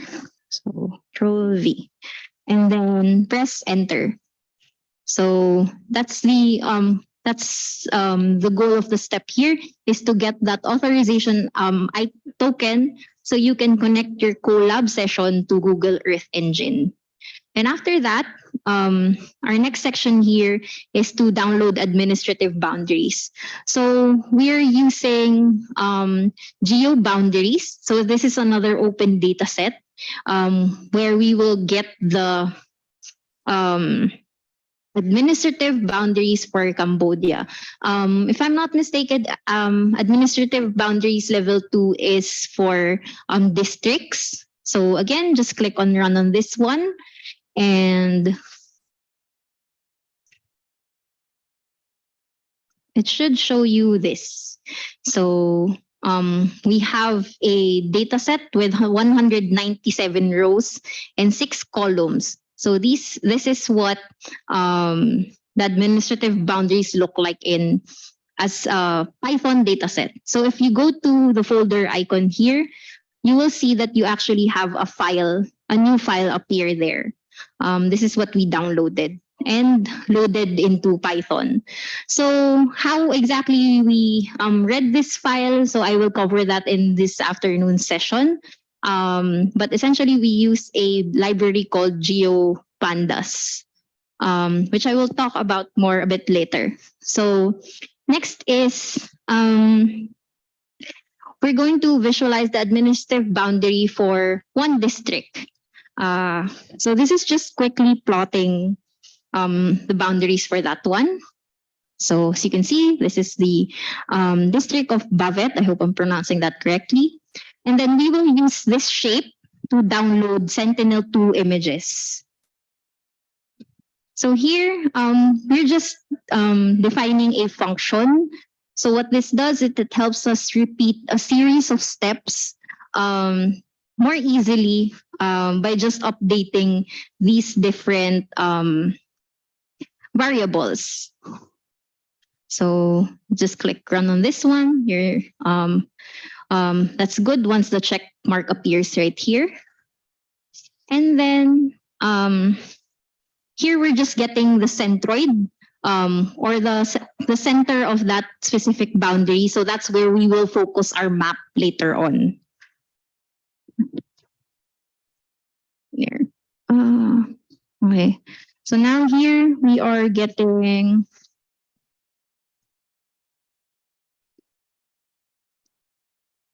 so there's a lot of steps going on here. Here we are getting the geometry or the boundaries for the district that we selected. Next, we are getting the centroid of that boundary. So we essentially want to get to the center, so that's where we can focus our map.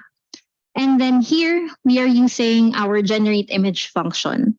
So what goes in here is the geometry or the boundaries of your district, the product code. So this is to identify which satellite image you are accessing from Google Earth Engine. So you can retrieve it from their data catalog.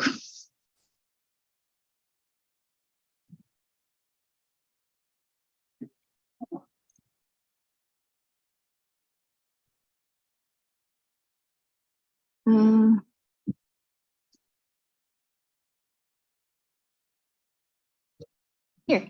So if you search Google Earth Engine, it will show you this one. So if you click on data catalog, this shows you all the different data available on Google Earth Engine. So you can access climate and weather data sets. This is where we got the surface temperature data from. You can access a lot of weather data sets. You can access satellite images. So there's Landsat products and Sentinel products here. There's also some other geospatial data sets such as digital elevation models and land cover. So if you click on a specific data set, it will show you a summary of what that data is and where it came from. So today we are accessing Sentinel images. So this is from the European Space Agency, specifically Sentinel-2, which is the multispectral images. So later on, we'll get a better understanding of how satellite images work. So this is actually where you get the code from. So if you click on a specific data set, you will see some descriptions of what it is and some other image properties and a sample code of how to visualize it on the Google Earth Engine platform. So here you can see Earth Engine snippet of how to access it. You can just copy this code right here and use that in this particular function. We also have some dates. So this specifies from which date we will be retrieving our satellite image from. So here I'm just getting the image for, this should be, let's say, so let's say I want to get an image for January 2020. So I will set that filter to January 1st to January 31st. So what this does is all the images taken during this period, I want to get a collage of that. So put it all together. Here, it just sets a cloud filter. So when we do get satellite images, there are instances where there are clouds in the images. And this just makes sure that we are getting the images with less clouds in them. Right. So that's what this function does. And this is our the main way we are accessing Google Earth Engine. So after running that, it will just generate this map to display the image that we just downloaded. So, oh no, why is it black? Sorry, I forgot to add some visualization factors here, but this should show you a satellite image. Right.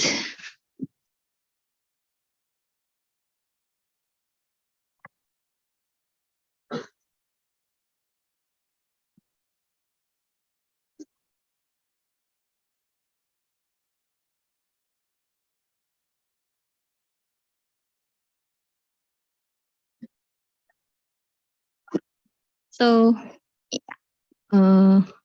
so this is our satellite, supposedly our satellite image. So let's try downloading that by exporting it to Google Drive. So since we connected it to Google Drive, it should automatically save your file there. Again, this is just a function that we use to export it. And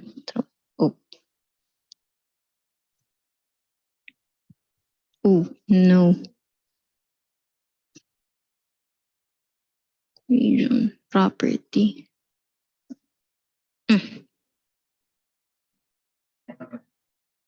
Wait. So, okay. There's just a couple of things I need to fix here.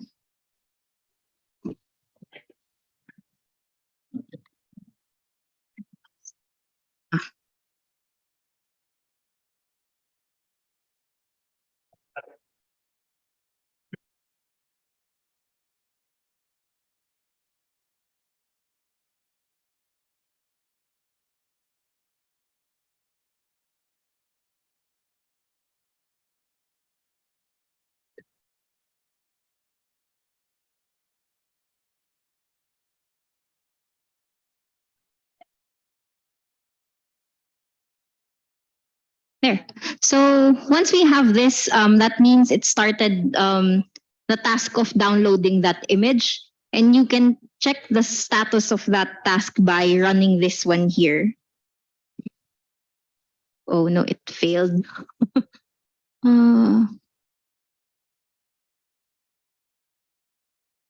Feature collection, slide string. Okay. Okay.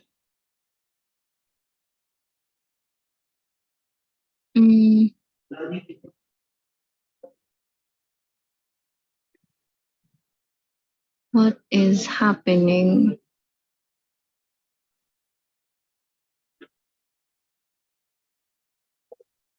Yeah. Okay. Let me check what's causing the error first here. But essentially what we will have is if we go to our Google Drive, and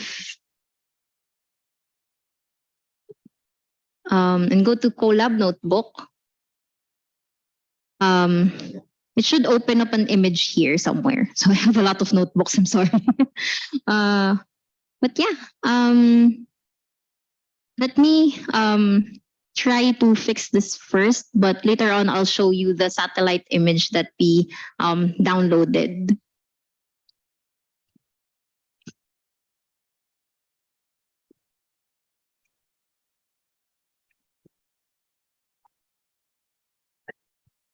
Huh? Sila not signed up for Google Earth anything. Okay, we can go one by one later. Okay.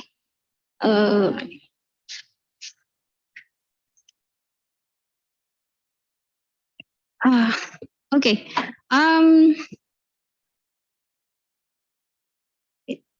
Michiko, should we go to lunch and then I'll just get back to it later? Yeah. I'll send them over instructions later on. Okay. Would you like to? Let's go to lunch. I'm stuck here. Also, I think we can come this exercise come to close, and maybe we can do the question and answer later on. Is that right? Is that the idea? And also, there's a supplementary sort of instructions. I mean, it's like a half baked, and we want to complete that. I want to complete that too, but there's a side thing that you have to log in and all this that make it a little bit complicated. But anyway, so let's go to have lunch together. It's going to be on the second floor, as I believe. Do you know any?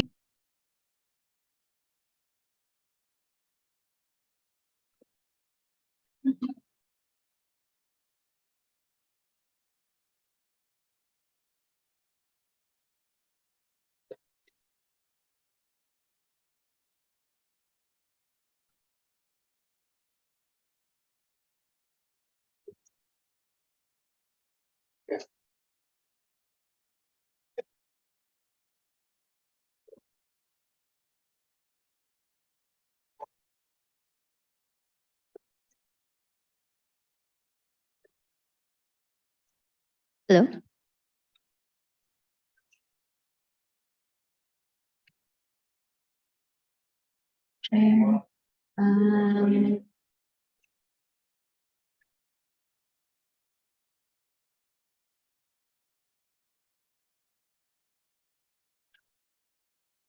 Uh,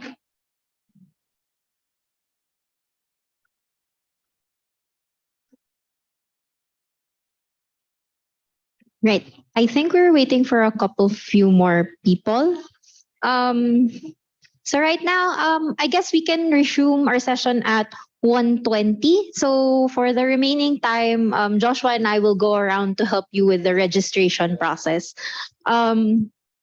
For the meantime, there are some few corrections I have to apply, and then I will share the notebook with you after fixing those errors, along with video instructions, so that you can do it at your own pace after the workshop.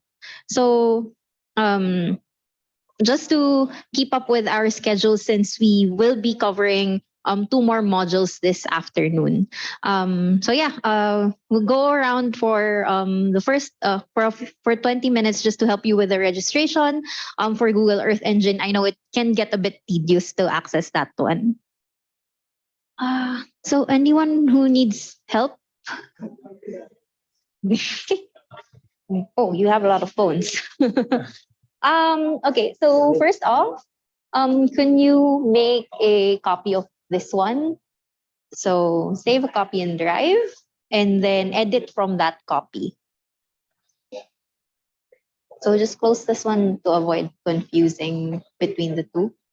Close the tab. Yes.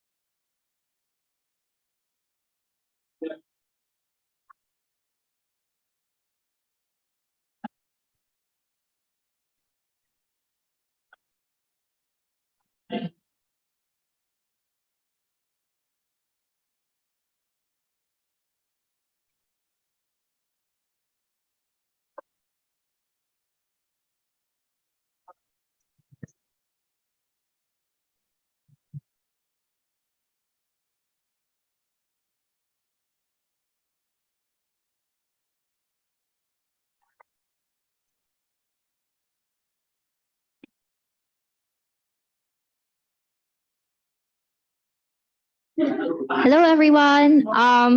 So just checking in, I've noticed a lot of you are experiencing some difficulties in accessing Earth Engine. So I'll be sending some instructions on how you can set up your account for that. But for today, just in the interest of time, we'll skip that exercise first, and then I'll just send you some references so you can do it on your own after the workshop. So for now, we're just waiting for the translator to get set up, and then we'll go on to the next module for discussion.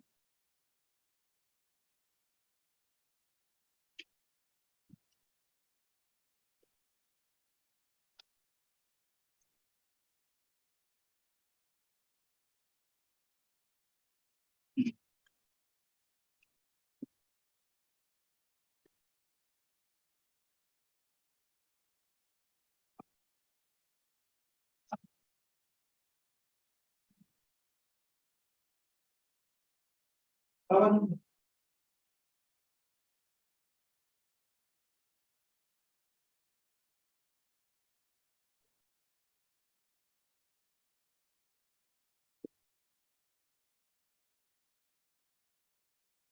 no. Yes. So if can you scroll up? Oh, okay. So you already have it. If you scroll down, okay. So this is something that I have to fix. So I will send you an updated version, where this is fixed. But essentially, yeah.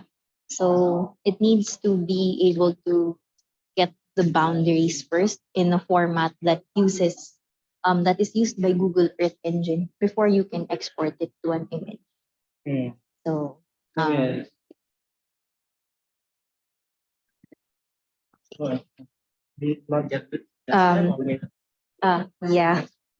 So I will send you the fixed version that you can.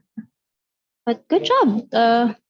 You're able to get the image. I don't know why it's black. It should be a satellite image. Thank you.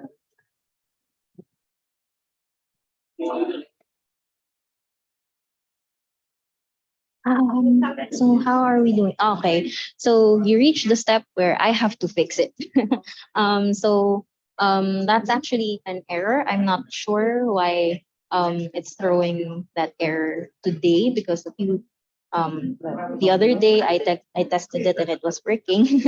So I will send you an updated copy after I fix this. But essentially, what this does is it's going to download the Sentinel image into your Google Drive. So if you go to this and go to this notebook into this folder, if you double click, there should be a satellite image in this folder. Yeah, and then that's where you can download it from.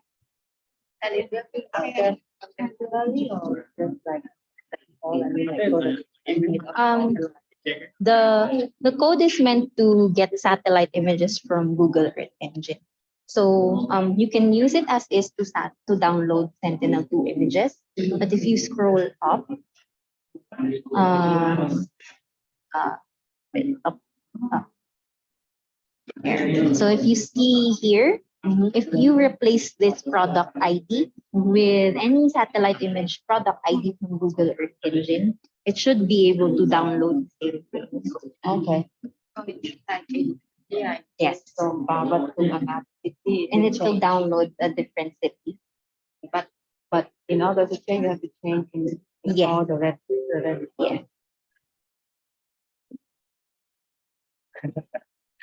Oh.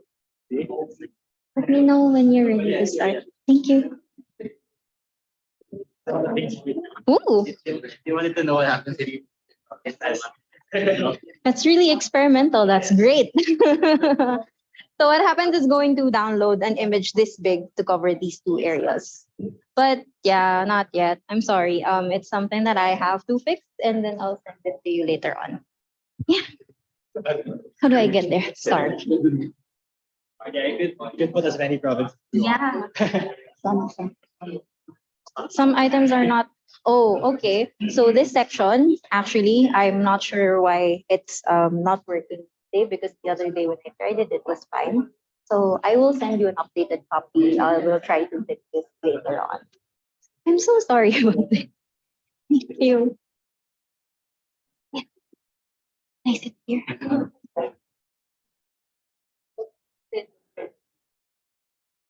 Yeah. So what the data set that we have here right now is district level boundaries. So if you replace Puppet with a different district name, it's going to download the image for that district. Sorry? Mhm.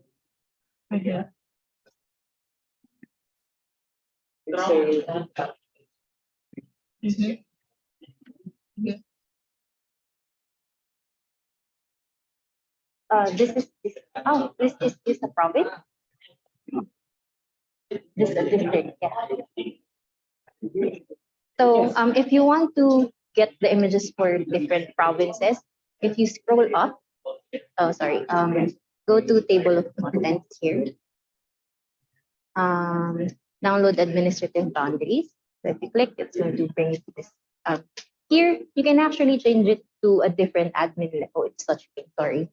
You can change it to a different administrative level. So right now it's admin 2, which is the districts. You can change it to admin 1 and it will give you a list of provinces.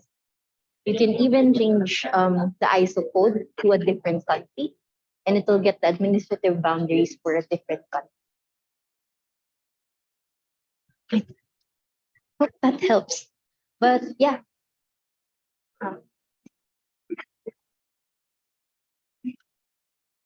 Okay.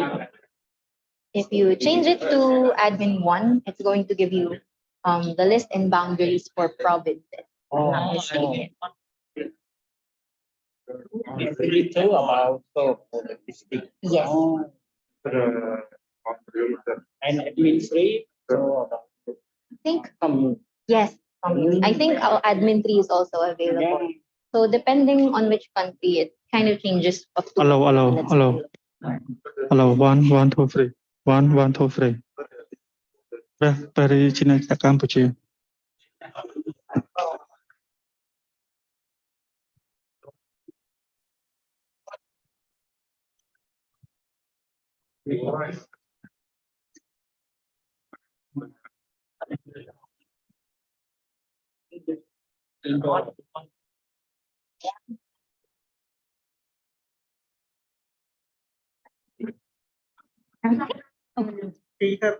Oh, what's the next step? So you can run the rest of the code. So if you click this one, I did a run through of each part. So this one will download administrative boundaries. So it's the borders for districts. So if you run, click this drop down first. And then if you scroll up, up. to show scroll down, sorry. So this is a text box, just explaining what the data set is. So if you run this one, yes, this is going to download the boundaries for Cambodia at the district level. District level. Yes. So if you scroll down again, you'll see that you have a list of the districts already and the polygons or the boundaries of that district. Okay, so we cannot see the page. If you scroll down again, you can actually visualize that. So here, we're trying to plot the boundaries for Bavet. If you run this one, it'll show you what it looks like. Yes. The boundary of this district. Yes. And then if you move down to the scroll down again, we're going to use this boundary to download the satellite image for that area. Okay. So which if one you is run this one, so it should be here. yes, you can also select the cell and press Control Enter. Which cell? This box is called a cell. Oh, so just like If- Control A or Control Enter. So if you click on it, just like this? no. No. If you click on this box, Click on the just box. Like that. there, and you can press Control Enter, and it's going to run. Okay. So, and you can also use not the down arrow. This one here. So if you see the cursor already there, you can also click. Highlight it. You don't need to highlight it. You just have to select it Okay. and then Control Enter, and it's going to run. So you that with all of the Yes. Yeah. So just run it, and by the end of it, you should have a map, and it shows you. It's supposed to be the satellite image for Bavet, but right now it shows up as black. I think it's because there's no available image for that date. Okay, so we keep going. yes.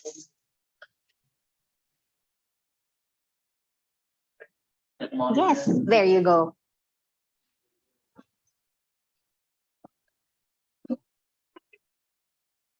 Right. Okay, so our translator is finished setting up. So for those of you who want to get a headset so you can hear his translations, you can request one from here. So right now we're going to into our next module. So sorry for the difficulties in registration. I will send some instructions on how we can how you can register to Google Earth Engine so you can run this notebook at your own time after the workshop if you're curious. So yes. I'm sorry, you won't be able to see me, but I have to switch between the slides. Oh no. But the projector. Yeah. Okay. Oh. Hindi ko makita. Wait.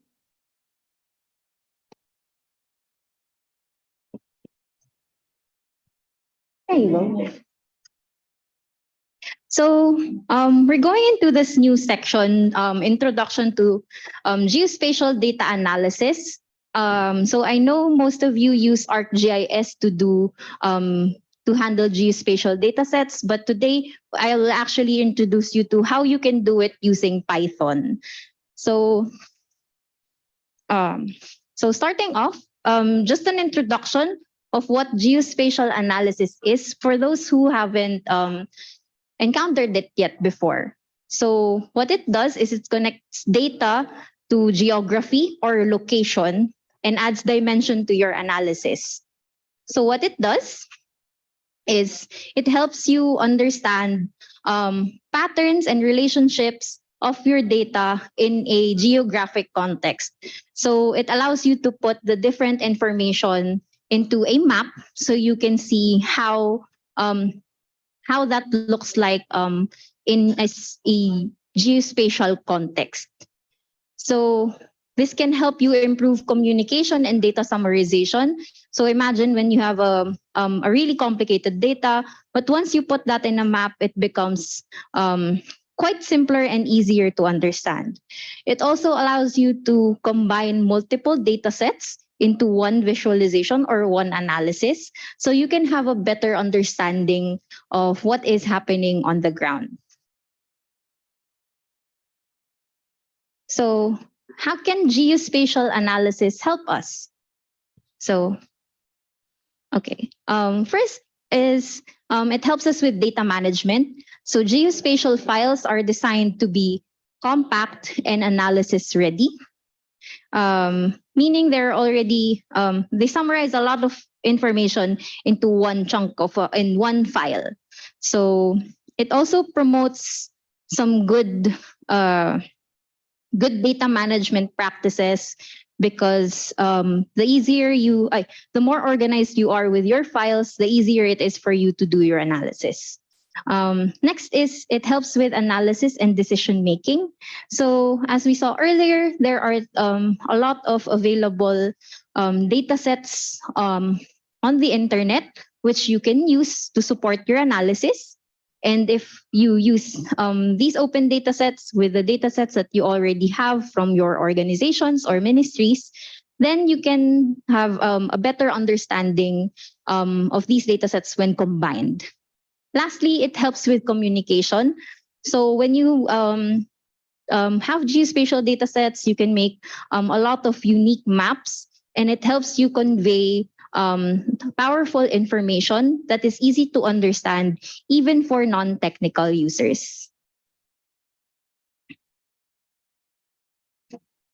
So what makes up GIS? So there's a common misunderstanding that this is just a software, but essentially it's made up of these three things. So it's the data sets that you use, the tools and methods that you apply to these data sets, and of course the experts behind manipulating or processing these data sets and interpreting this data, turning them into information or insights. So things that we understand based on our analysis of the data. So what can we use to do geospatial analysis? So there are a lot of tools that we can use to manipulate all these geospatial data sets. So we have softwares. This is ArcGIS and QGIS. So these are things you have to install on your laptop that allows you to open the different geospatial files and process them. There are also code libraries, which we will be covering today. So it mostly in Python, how you can open and process these data sets using Python. And then there are, of course, these cloud platforms such as Earth Engine. So in our session earlier, we saw how to access the datasets on Google Earth Engine. But another aspect of that is it lets you process these datasets too. So so we'll cover that in I can share a quick demonstration of how that works, but unfortunately for the session, we won't have any more in-depth material on Google Earth Engine. All right. So any questions so far?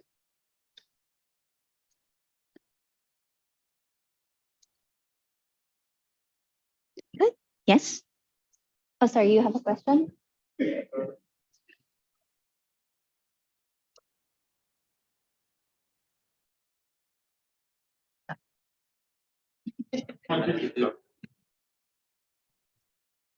I want to know about library. How many library used in this software? Oh, in Python. Yeah. So the question was, he wants to know how many libraries are available in Python and R.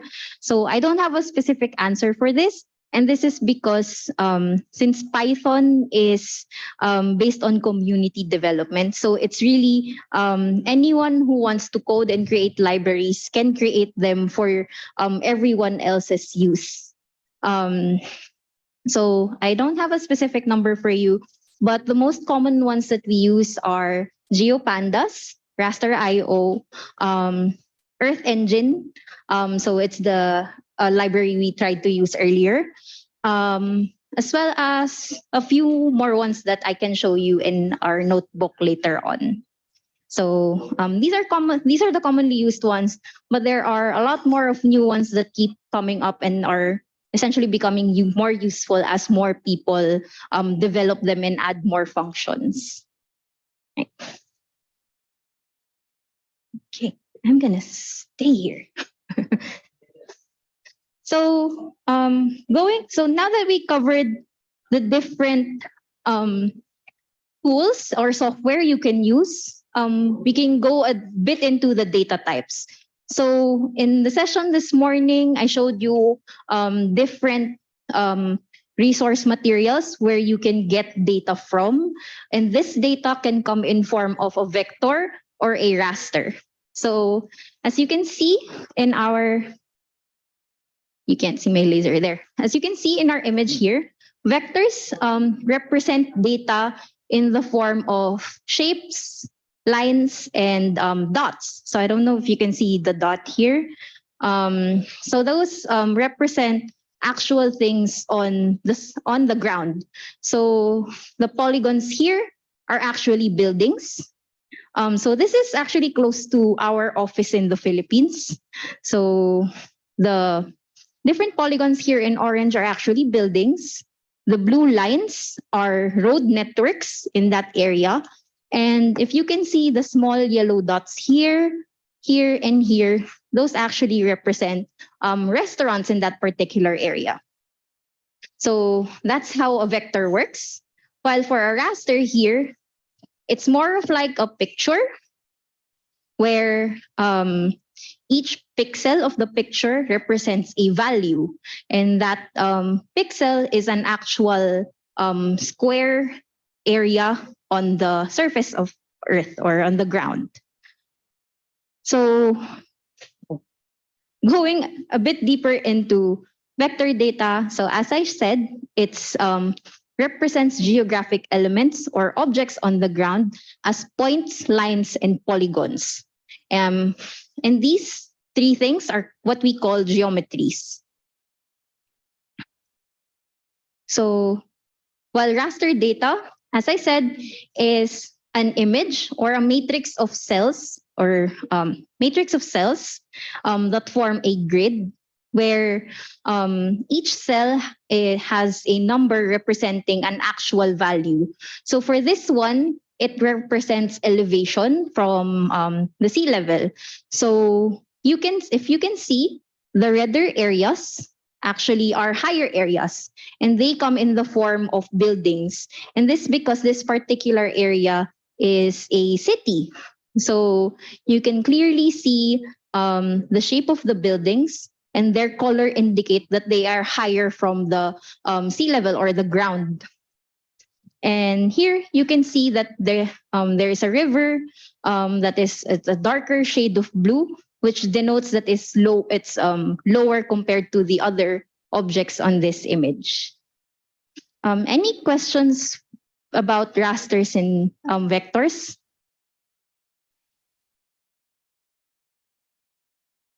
Okay. So what are the pros and cons of using each data set? So one format isn't better over the other, but how it works is depending on what data you are trying to represent, then there's a format that's more appropriate for it. So for example, vectors, They work well with discrete values, such as showing administrative boundaries or the shape of buildings or where roads are. So while for rasters, it's more efficient in representing continuous values, such as elevation or temperature. So these are better represented as rasters. So we'll go over the two common libraries in Python that allows us to work with these data formats. So starting it off with working with vectors or the points, lines, and polygons. So vector data comes in many formats. So you can start with the most common one, which is the shape files or S3 shape files. For the GIS people here, these are the .shp with the other files that come with it. We also have geo packages, GeoJSONs, and CSVs. So for CSVs, these are also files that you can open on Excel, but you can actually store geospatial information on them in one column. Others are some common markup languages and some proprietary formats from S3 or data formats that you can only use on ArcGIS. Okay, so any questions on data formats before we go into the libraries?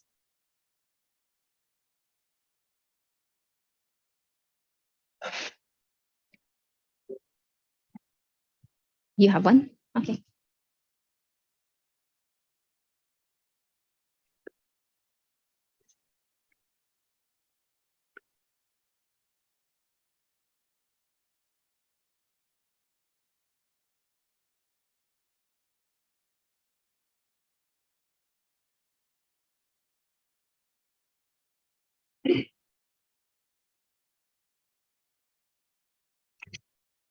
Sorry, you have a question? No. Okay. Thought someone was asking. Okay, so GeoPandas. So what exactly is it? It's a Python library. So it works well with other established libraries in Python that allows us to use those and add geospatial analysis to them. So I have another hands-on exercise for you guys. Don't worry, you don't need to set up anything for this one, except just open the link here. So it's the same one as earlier, but exercise 2. So let me give you a few minutes to access that.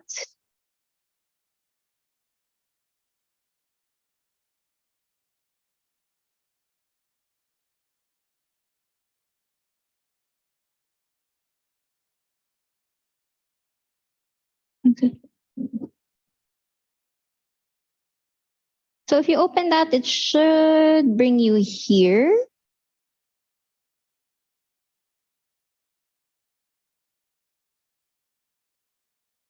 Okay.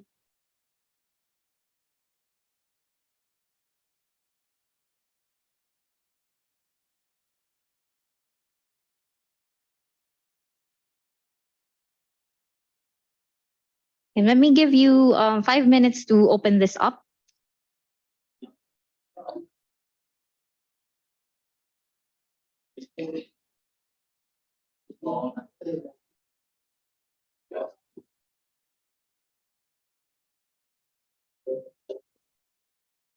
Sorry? Ah, yes.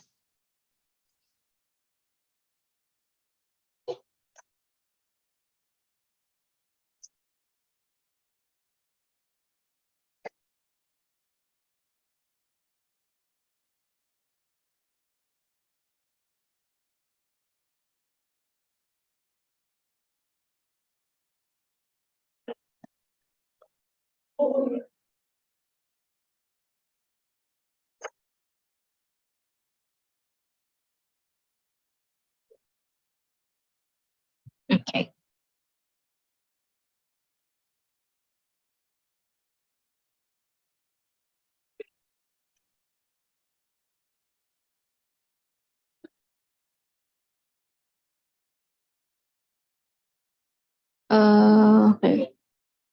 And then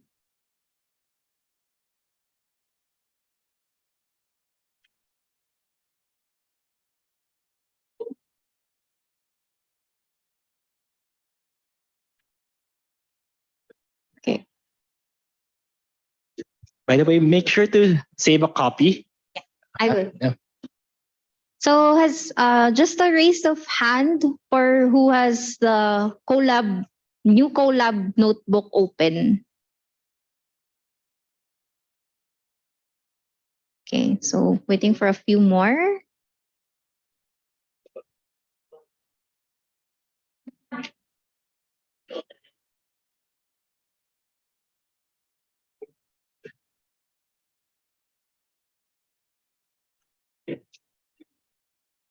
Are you? Oh, you have a copy now. Great. Okay, so same as earlier. Save a copy and drive file. Save copy and drive.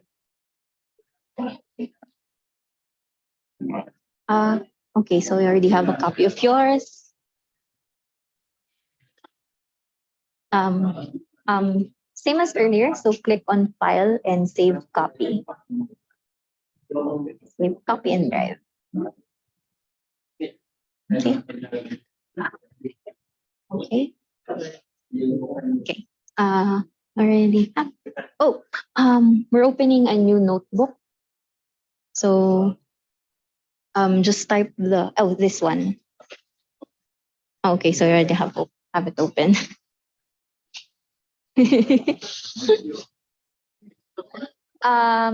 Yeah, so we'll just wait for the others to open it up first.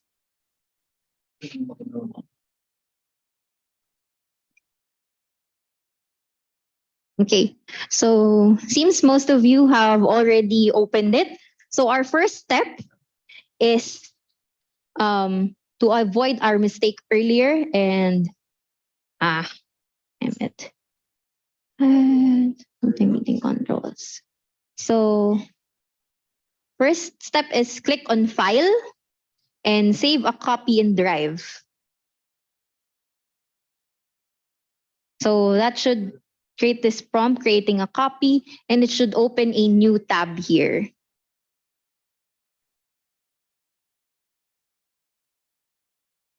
There you go. So it should say on the file name, copy of intro to GeoPandas. So, okay. Let me give you a few more minutes to do that.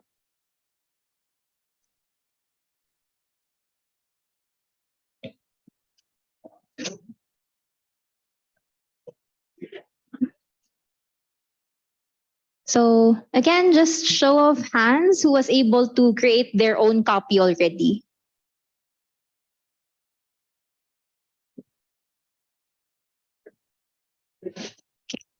Yes.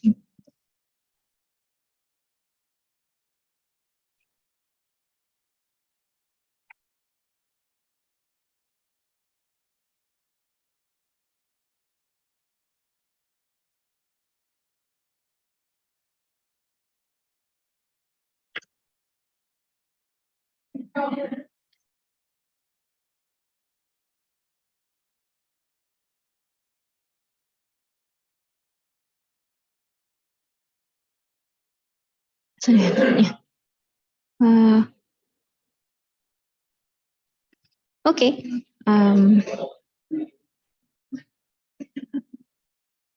Right. Okay. Again, who has their own copy of the notebook? Are we ready to start? Yeah, I'm gonna say yes. Okay.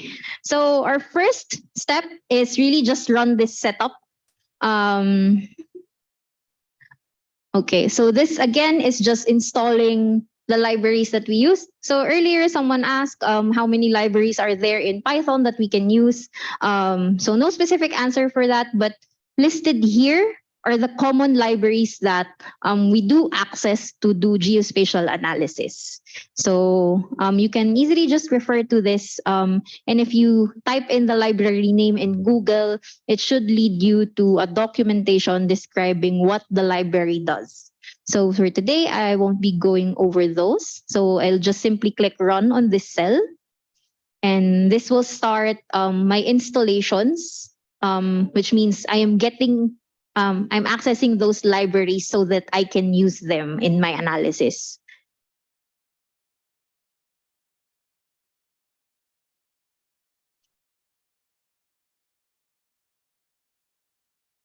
There.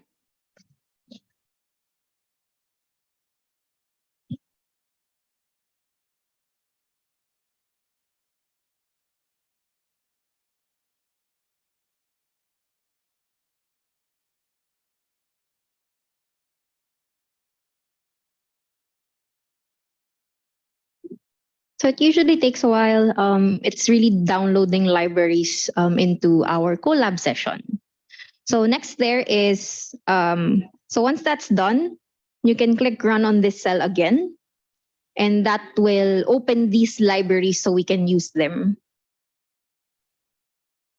There. So once you see that green check mark beside that this cell, so this box here is called a cell. That means this all the things that written in here are finished running. So for our first section, it's reading spatial data. So what we're going to do is I'll have examples of how to read different vector file formats into Python, as well as how you can read a CSV into Python.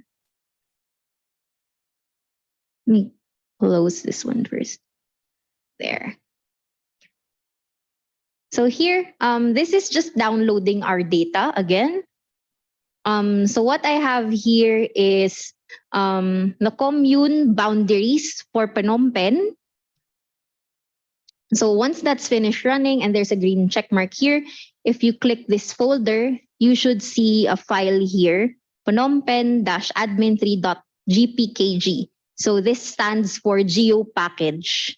So if you recall, that's one of the vector file formats we listed earlier.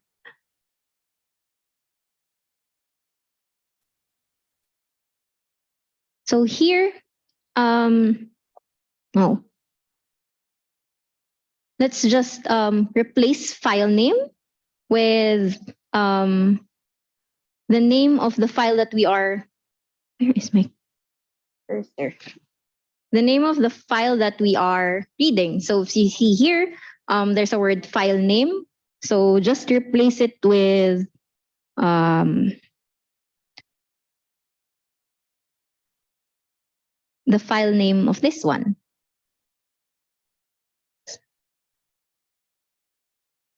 So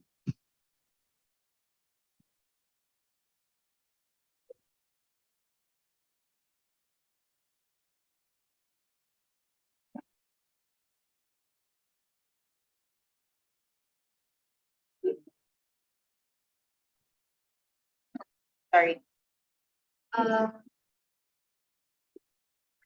There should be quote marks. I'm sorry.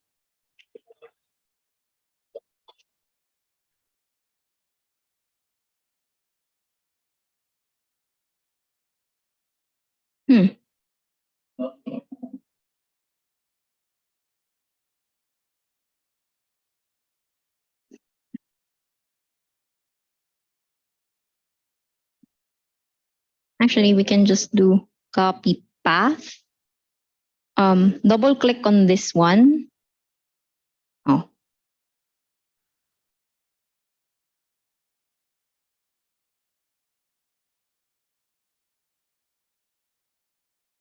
There.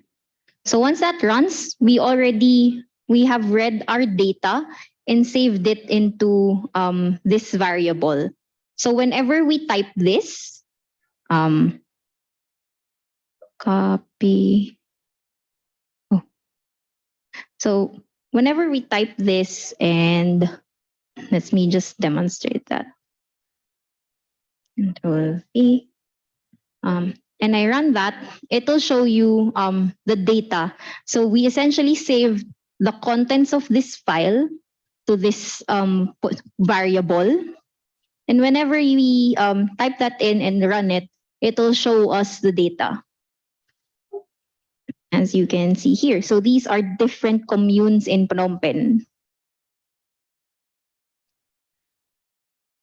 Let me delete that. So here, what we're doing is we have our variable here, commune underscore GDF.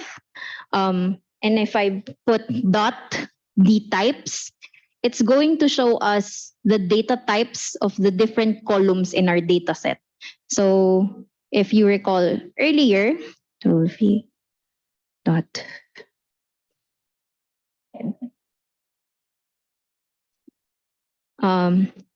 we have different columns in our data sets. So this data is actually saved as a table where one row corresponds to one commune and each column provides information about that commune. So such as the area, the name, the administrative code, etc. So if you scroll right, if you scroll right, you'll see more information about it. And at the end, you will see this geometry column. So this is where we save the geospatial information about each row.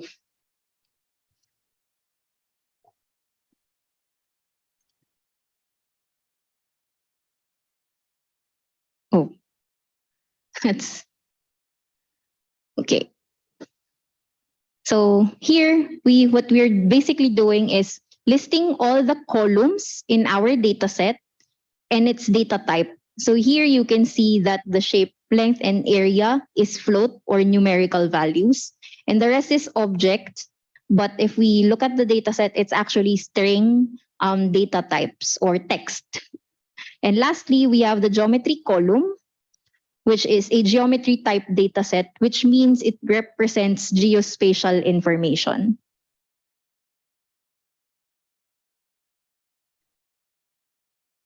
So here in our next section, we are going to try to read a data set from a CSV file. So again, our first step is run this cell, and it's going to download our sample data set. So again, if you click on our file icon here, I will have another file called sample-pois.csv. So POIs stand for points of interest. This represent different establishments in Phnom Penh, such as banks, shopping centers, ATMs, hospitals, schools, etc. So let's see what we have in our data set.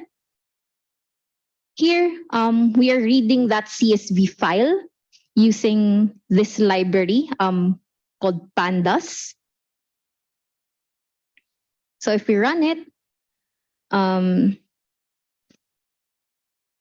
also, I'm going to replace this with...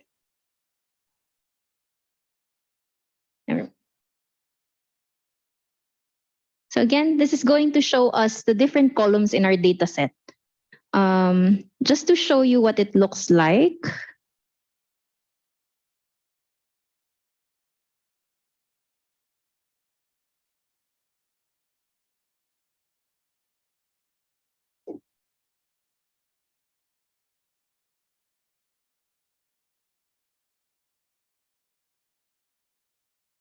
So here's what the dataset looks like. So we have a unique ID for each one. One row represents one establishment in Phnom Penh. So here, there's a lot of bars in this example. So here we have the name of the establishment and the type of establishment, and a column called geometry. So if we look into the D types again, you will notice that the geometry column here is an object type instead of what we have in our previous example, where it's a geometry type data. So how do we convert this object or string into a geometry type data set? So again, we can use GeoPandas for that. So here, this one is df_POIs. We are going to turn it into a geospatial data set by using GeoPandas. So here, I have the table, and specifying the column that contains the spatial information. So if I run this, here.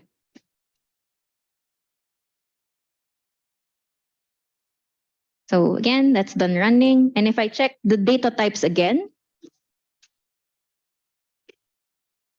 it's now showing up as a geometry type dataset.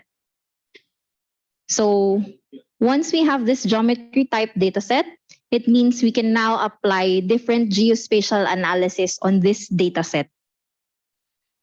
So let's say the data that you have is a CSV file or an Excel file, and you want to convert it into a geospatial file. So what you can do, we can also use this library to export it as a vector file. So here I have the POIs_GDF again. And just to remind you, it's this dataset right here. And we are going to save it as a shapefile. Here, okay. That's just a lot of warnings. So after that's done running, if I go back to my file directory here, you will see that I have some additional files already. So this is the original CSV that we had, and now I have some additional files which comprise, which make up the shapefile that we need when we are reading that in other platforms. So here we have the .shp and the supporting files that you need to open this .shp. So next, projections. Any questions about reading and writing vector data types before I go into the next section?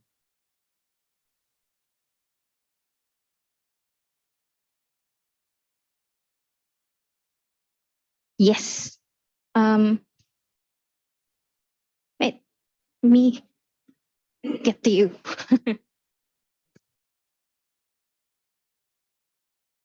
I'm speaking. Yeah. Oh, the translator. ចាំឲ្យអ្នកនិយាយចាំទៅខ្ញុំជាអ្នកសរសេរ database អញ្ចឹងខ្ញុំចង់ប្រើ Python ហ្នឹងជាមួយនឹង PostGIS ហើយខ្ញុំចង់ធ្វើជា report map មួយនៅតាមឃុំផ្សេងៗអอกមកឥឡូវខ្ញុំ select ទីតាំងខេត្តកំពង់ឆ្នាំងស្រុកបរិបូរ 5 ឃុំអញ្ចឹងទៅខ្ញុំចង់មើលថាតើ 5 ឃុំហ្នឹងមានក្រ 1 ក្រ 2 ប្រមាណនឹងមានន័យថាតើខ្ញុំគួរធ្វើយ៉ាងម៉េច បាទខ្ញុំមកចង់ប្រើអានេះទេមើលទៅរៀងស្មុគស្មាញខ្ញុំចង់តែសេជាកូដផ្ទាល់ជាមួយនឹង Python ជាមួយនឹង PostGIS តែម្ដងបាទតើយើងគួរធ្វើយ៉ាងម៉េចឬមួយយើងបង្កើត library ឬ model ស្រេចតែម្ដងដាក់ចូលទៅក្នុងតែម្ដងមិនបាច់ប្រើអានេះបាទចេញ report ខ្ញុំប្រហែល 5 ឃុំអញ្ចឹងចេញ map មកតែម្ដងក្រ 1 មានពណ៌នេះក្រ 2 មានពណ៌នេះចេញមកតែម្ដងបាទគាត់យើងចុច find មកចេញមកទាំងអស់បាទ Okay. So let me repeat the question if I understand it correctly. So you're asking how you can use this program to do other spatial processing that you can usually do in the tools that you are already using. Is that correct? Yes. Okay, so I will be demonstrating those other methods throughout this notebook. So I'm starting it off first with how you can read the data into it, and then later I can show you how you can do spatial joins or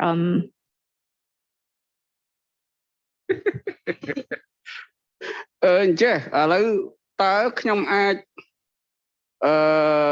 library ដែលខ្ញុំបង្កើតក្នុង Python រួចរាល់អស់ហើយ model អញ្ចឹងខ្ញុំនឹងយកវាមកប្រើនៅក្នុង HTML font ខ្ញុំនៅក្នុង framework ថ្មីរបស់ខ្ញុំបាទ framework មកក្នុង ASP.net ចឹងទៅបាទយកមកប្រើភ្ជាប់ជាមួយតែម្ដងតើយើងអាចធ្វើបានអត់ណាបាទដោយមិនបាច់ចាំប្រើ GO server ប្រើអីព្រោះ GO server គេប្រើបានដែរប៉ុន្តែវាចាស់ហើយបាទវាមិនដូចថ្មីដូចអញ្ចឹងណាតើយើងគួរធ្វើយ៉ាងម៉េចដើម្បីងាយស្រួលព្រោះយើងអាចចាំទៅយើងចង់ទៅសេកូដយកតែម្ដងបាទ connect database យកតែម្ដងប្រើតែម្ដងបាទយើងអាចចង់ប្រើផនគេ Understand better.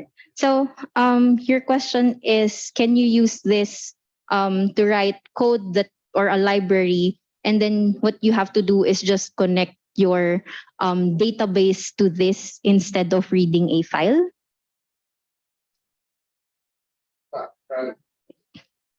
Yes. Okay, so there are some that covers a bit more advanced topics. But yes, you can connect geo servers to Python so that it accesses data saved on those geo servers. So we actually do that in Thinking Machines. We have a SQL database on Google, and we use Python and that database to store and process our data sets. All right. Does that answer your question? វាចង់ទៅកន្លងមកកន្លងមកភាគច្រើនគឺភាគច្រើនគេយកអា file អា sub ផន GIS ហ្នឹងយកមកឲ្យយើងដាក់ចូលខ្ជូ GIS ដើម្បី refresh អញ្ចឹងទៅណាព្រោះយើងគិតថាមានការលំបាកណាស់យើងចង់ឲ្យមន្ត្រីនៅភូមិឃុំហ្នឹងគាត់បញ្ចូលទិន្នន័យមក បាទបញ្ចូលទិន្នន័យពាក់ព័ន្ធការទៅឲ្យវាអូតូម៉ាទិកចេញមកព្រឹបទៅតាមតំបន់ដែលយើងចង់បានណាបាទចង់បានអញ្ចឹងអត់ចង់ឲ្យយកមកបញ្ជូនមកម្ដងដាក់ទៅ refresh ជូនម្ដង refresh បានចេញឲ្យលើ database អីចឹងទៅអត់ចង់បានទេបាទចង់បានគេបញ្ចូលមកផលិតឧបមាមានរឿងមួយទៀតដែលខ្ញុំចង់ចែករំលែកបាទការចែកដីសម្បទានសង្គមគិច្ចផនគេចែកឲ្យក្រ1ក្រ2 បាទអញ្ចឹងខាងកសិកម្មគាត់ monitor ទៀតតើក្រ1ក្រ2ពេលបានផ្ទះហើយតើគាត់បង្កើតផលអត់បាទអញ្ចឹងគេតាមណាគេចង់មើលឃើញជាក់ស្ដែងតែម្ដងថាឥឡូវនេះគាត់បានដាំពោតហើយនៅក្នុងដីផងគាត់នោះឲ្យអ្នកបញ្ចូលទិន្នន័យនៅកន្លែងហ្នឹងបញ្ចូលទិន្នន័យតែម្ដងឲ្យឃើញពោតលោតមកលើអា page ផងយើងតែម្ដងពណ៌នេះបានប្រមាណម៉ែត្រក្រេចេញមកតែម្ដង អត់ចង់ឲ្យគេដើរបាញ់អា GPS បាច់ដើរហើយបញ្ជូនមកយើងចង់បានទេបាទវាយឺតពេលដែរហ្នឹងបើធ្វើអញ្ចឹងដែរគេមិនមែនហៅថា AI ទេចឹងអរគុណច្រើន Yeah. So thanks for sharing that use case.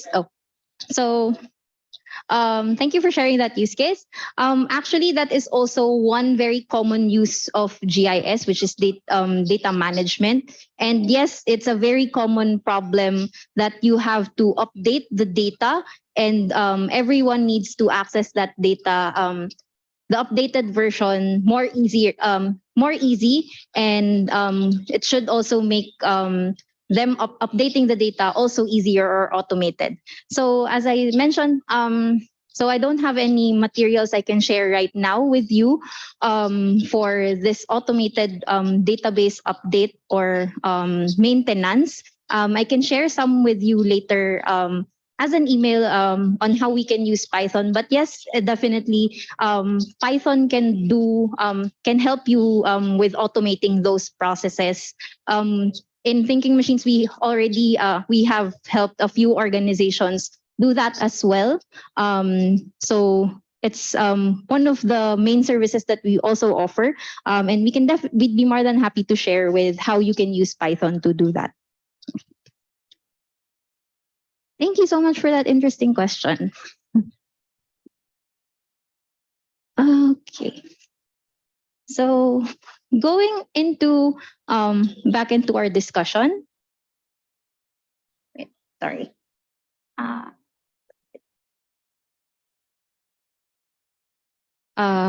So projections. So for those who where is my So for those who are not familiar with projections, It's actually what we use to connect, connect the data into an actual location on a map or the globe. So projection is the means by which we display the coordinates on a flat surface that relates to where it should really be on Earth. So if you see here, there's some errors that happens when you convert this sphere into a flat surface. So the parts on top and the bottom are sort of warped or misshapen. And the same problem happens when you do when you store geospatial data sets. So a way to fix this problem is using projections. So projections, so by default, globally we use the WGS84. So this is the normal coordinate values that are familiar for us. But there are local coordinate reference systems or projections that we can use to minimize the errors that it produces. So here you can see which countries are affected most by this conversion that happens. So the countries in the northern part of the globe tend to appear bigger in maps because of this, but essentially they're really actually quite smaller than they appear to be. So for Cambodia and Philippines, we're quite lucky because this effect is not as apparent for us, but there are some standardized projections you can use for your country, and it's usually determined by the government. So for us, it's a government agency, and we have a list of coordinate reference systems we can use for specific parts of the Philippines. So how can we do that in Python? So here, again, just showing you our commune data set. So if we plot it, it should show you an outline of Phnom Penh divided into the different communes in this city. So changing the coordinate reference system should be as easy as this one line. So you can do dot to CRS and then set the correct projection. So sorry, this is the projection we use for the Philippines. I don't know what it is for Cambodia. But when you run this, you will see that it's essentially the same shape. Oh, what is? Oh, yeah. Oh, because it's using the wrong coordinate systems. Wait, let's quickly check that. So you can actually go to this website. So if you're working on data from different countries, psg.io. So you can search for what coordinate reference system you can use for your country. So here, oh yeah.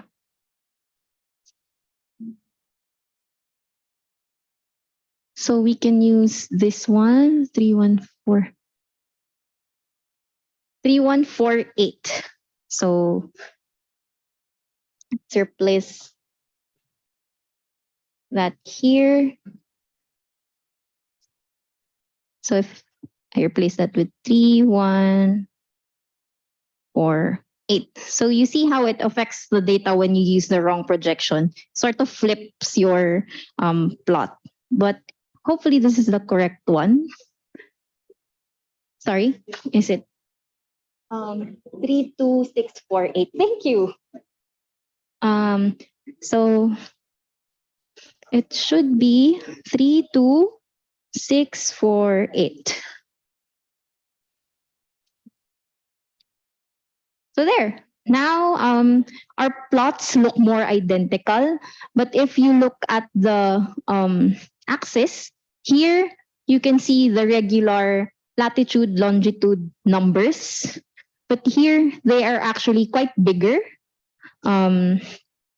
So they're usually in the thousands, as you can see.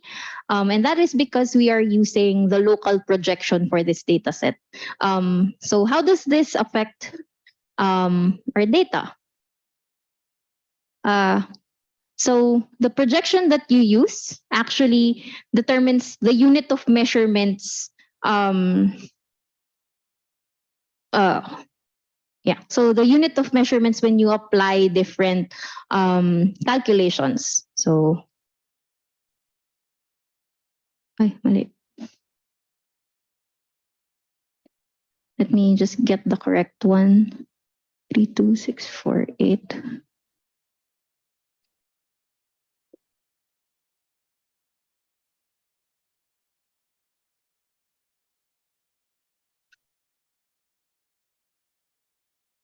There.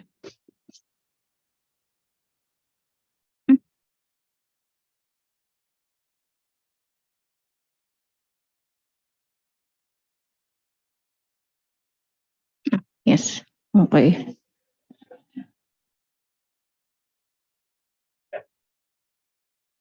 Oh.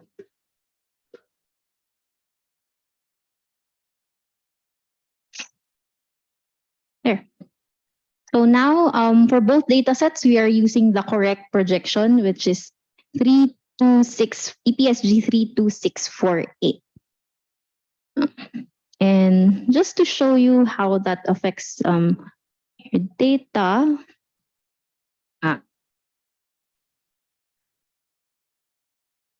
Code.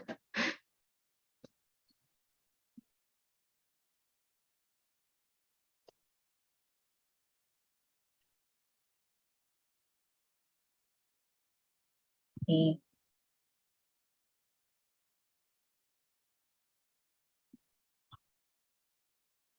Oh. Wait.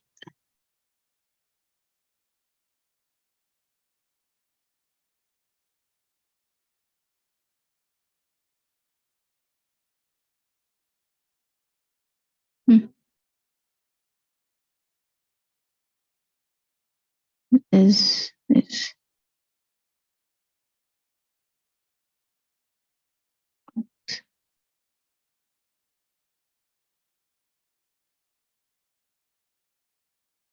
to CRS. Okay. Wait.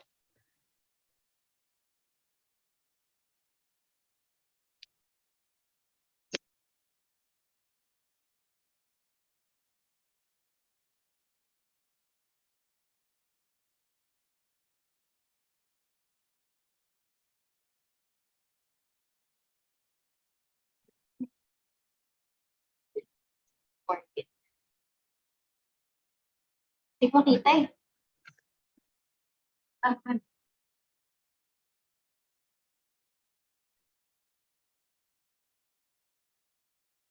Diba that area? Walang ano.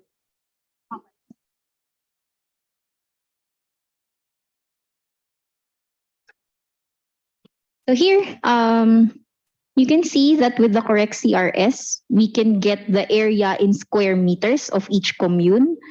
But if we delete that part where we set the CRS, it's going to give you a misleading value.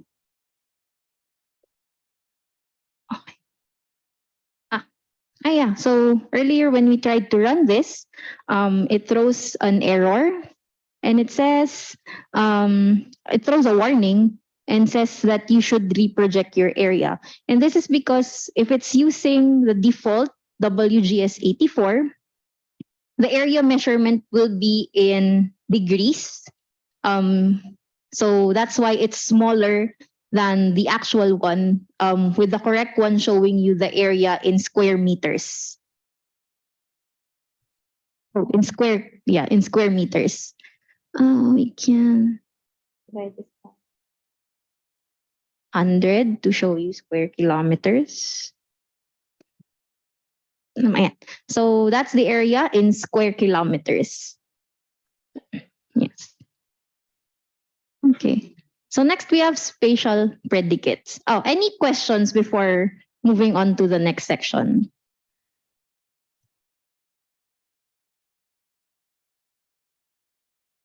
Good. Okay, no questions so far.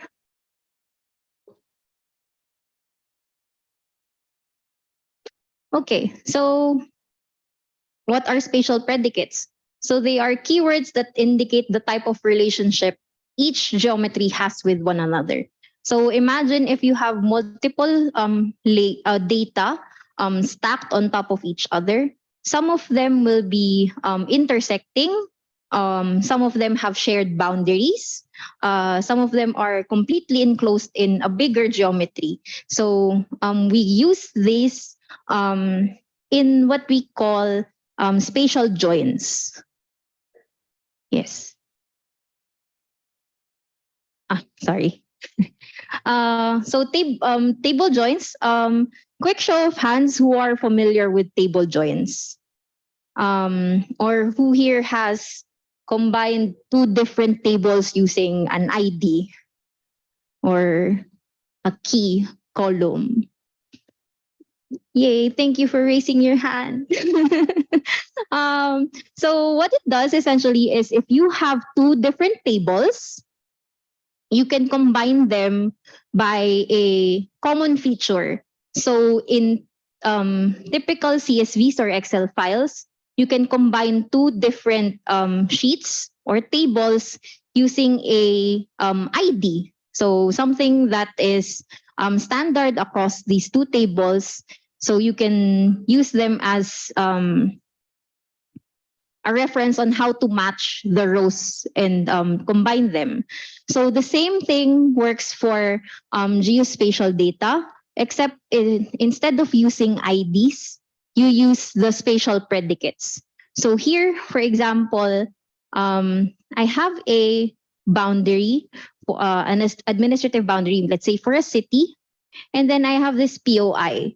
So if I have, let's say, 1,000 POIs, I don't want to type for each POI which city it belongs to or which commune it belongs to.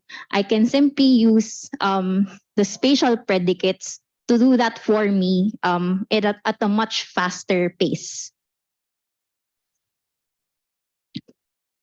So in our notebook, here we have predicates.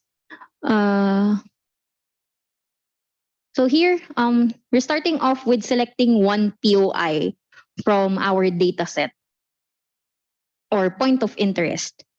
So a weird example is okay, it's a bar. Let's pick a different one, 2, 3. Oh. Yun na nga lang. Wait, ayaw na mag...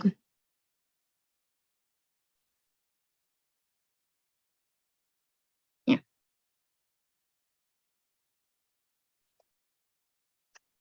Yeah, okay, I will stick to this example. Let's say this place. So, commune sample. So here, I'm also randomly picking one commune from our data set.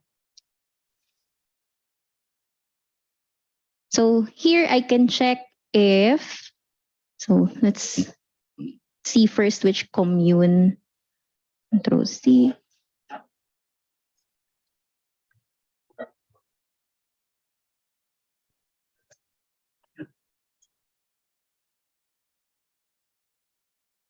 So here, we have this POI, which is called Illuvium. And then we have a randomly selected commune. How do I read this? I'm not sure how to pronounce it, but we have this commune. And now I want to check if this POI I selected falls within this commune. So I can simply do the commune dot intersects my POI sample. So if I run this, it will return a, oh, what's this? Ah, okay. Saan na yun?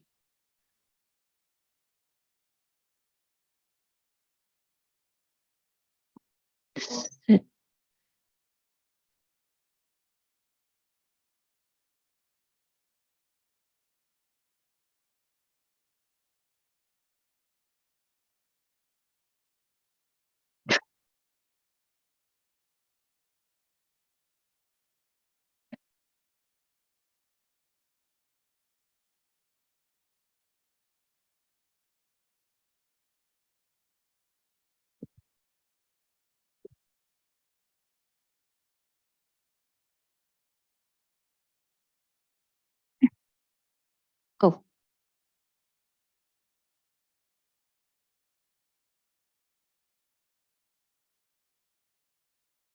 Now, if we go back to that example, should fix it. Oh, still there. Left. Ah.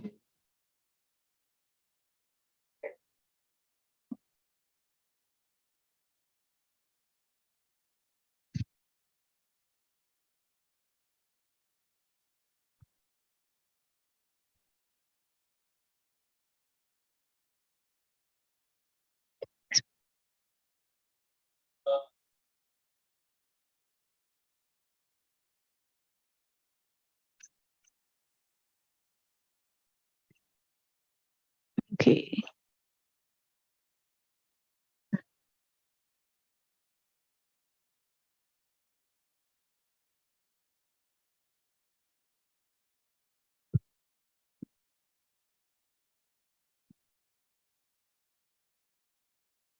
There. So sorry, I had to make sure that each of the data I'm using is using the same CRS. So it still works, but it does warn you that you have to use a standardized one. So here I am checking if my POI is located in the commune I selected. So it says false. And let's see if this one returns true. So what intersect does is, here. Oh, not this. Wala palang slide. So what intersects does is it checks if the POI and the commune share a common space, or if the POI is within that the boundaries of that commune. So next we have disjoint, which means the POI and the commune are on a different spatial location. So this should return true because our POI is outside the boundaries of the commune we selected. And there. So, oh, let me just add this again. There. See? So intersects and disjoint should be opposites of each other. And as you can see here, our results actually show that. So here, we are going to try and plot our data sets. So here we have the base, which is the commune boundaries. We want to draw as gray lines, and the commune sample, which is the single plot, which is the single POI that we selected from earlier. Oh.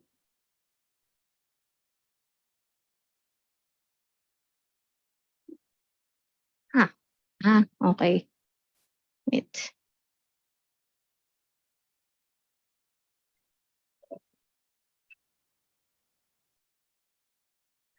What is happening?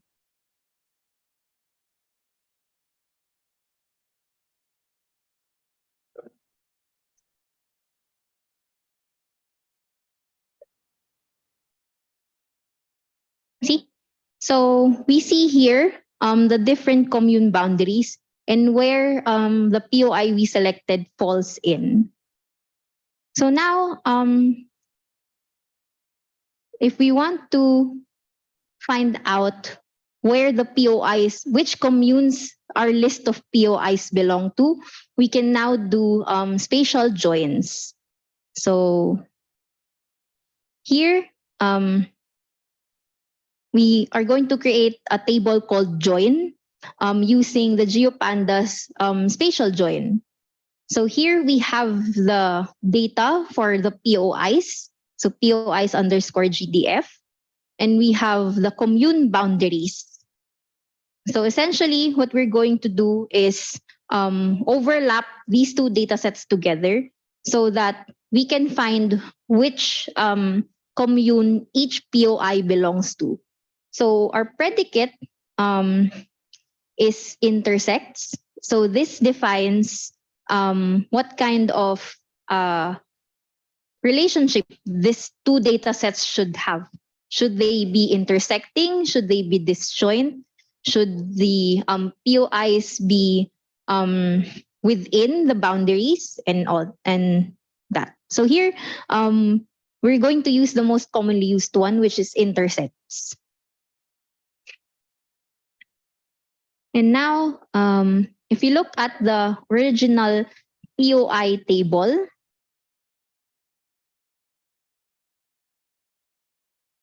we have these different columns. So we have the ID, the code, the name, F-class, and geometry. Now, after doing join, it should have the same columns, but with the added columns from our commune table. So here, again, you can see the OSM ID, the code, the name, F-class, and geometry, as long as the new columns we added using intersection. So we have now, we now have a list of what commune each POI belongs to. So here is our example from earlier, and we can now see that it actually is inside this particular commune. Any questions so far?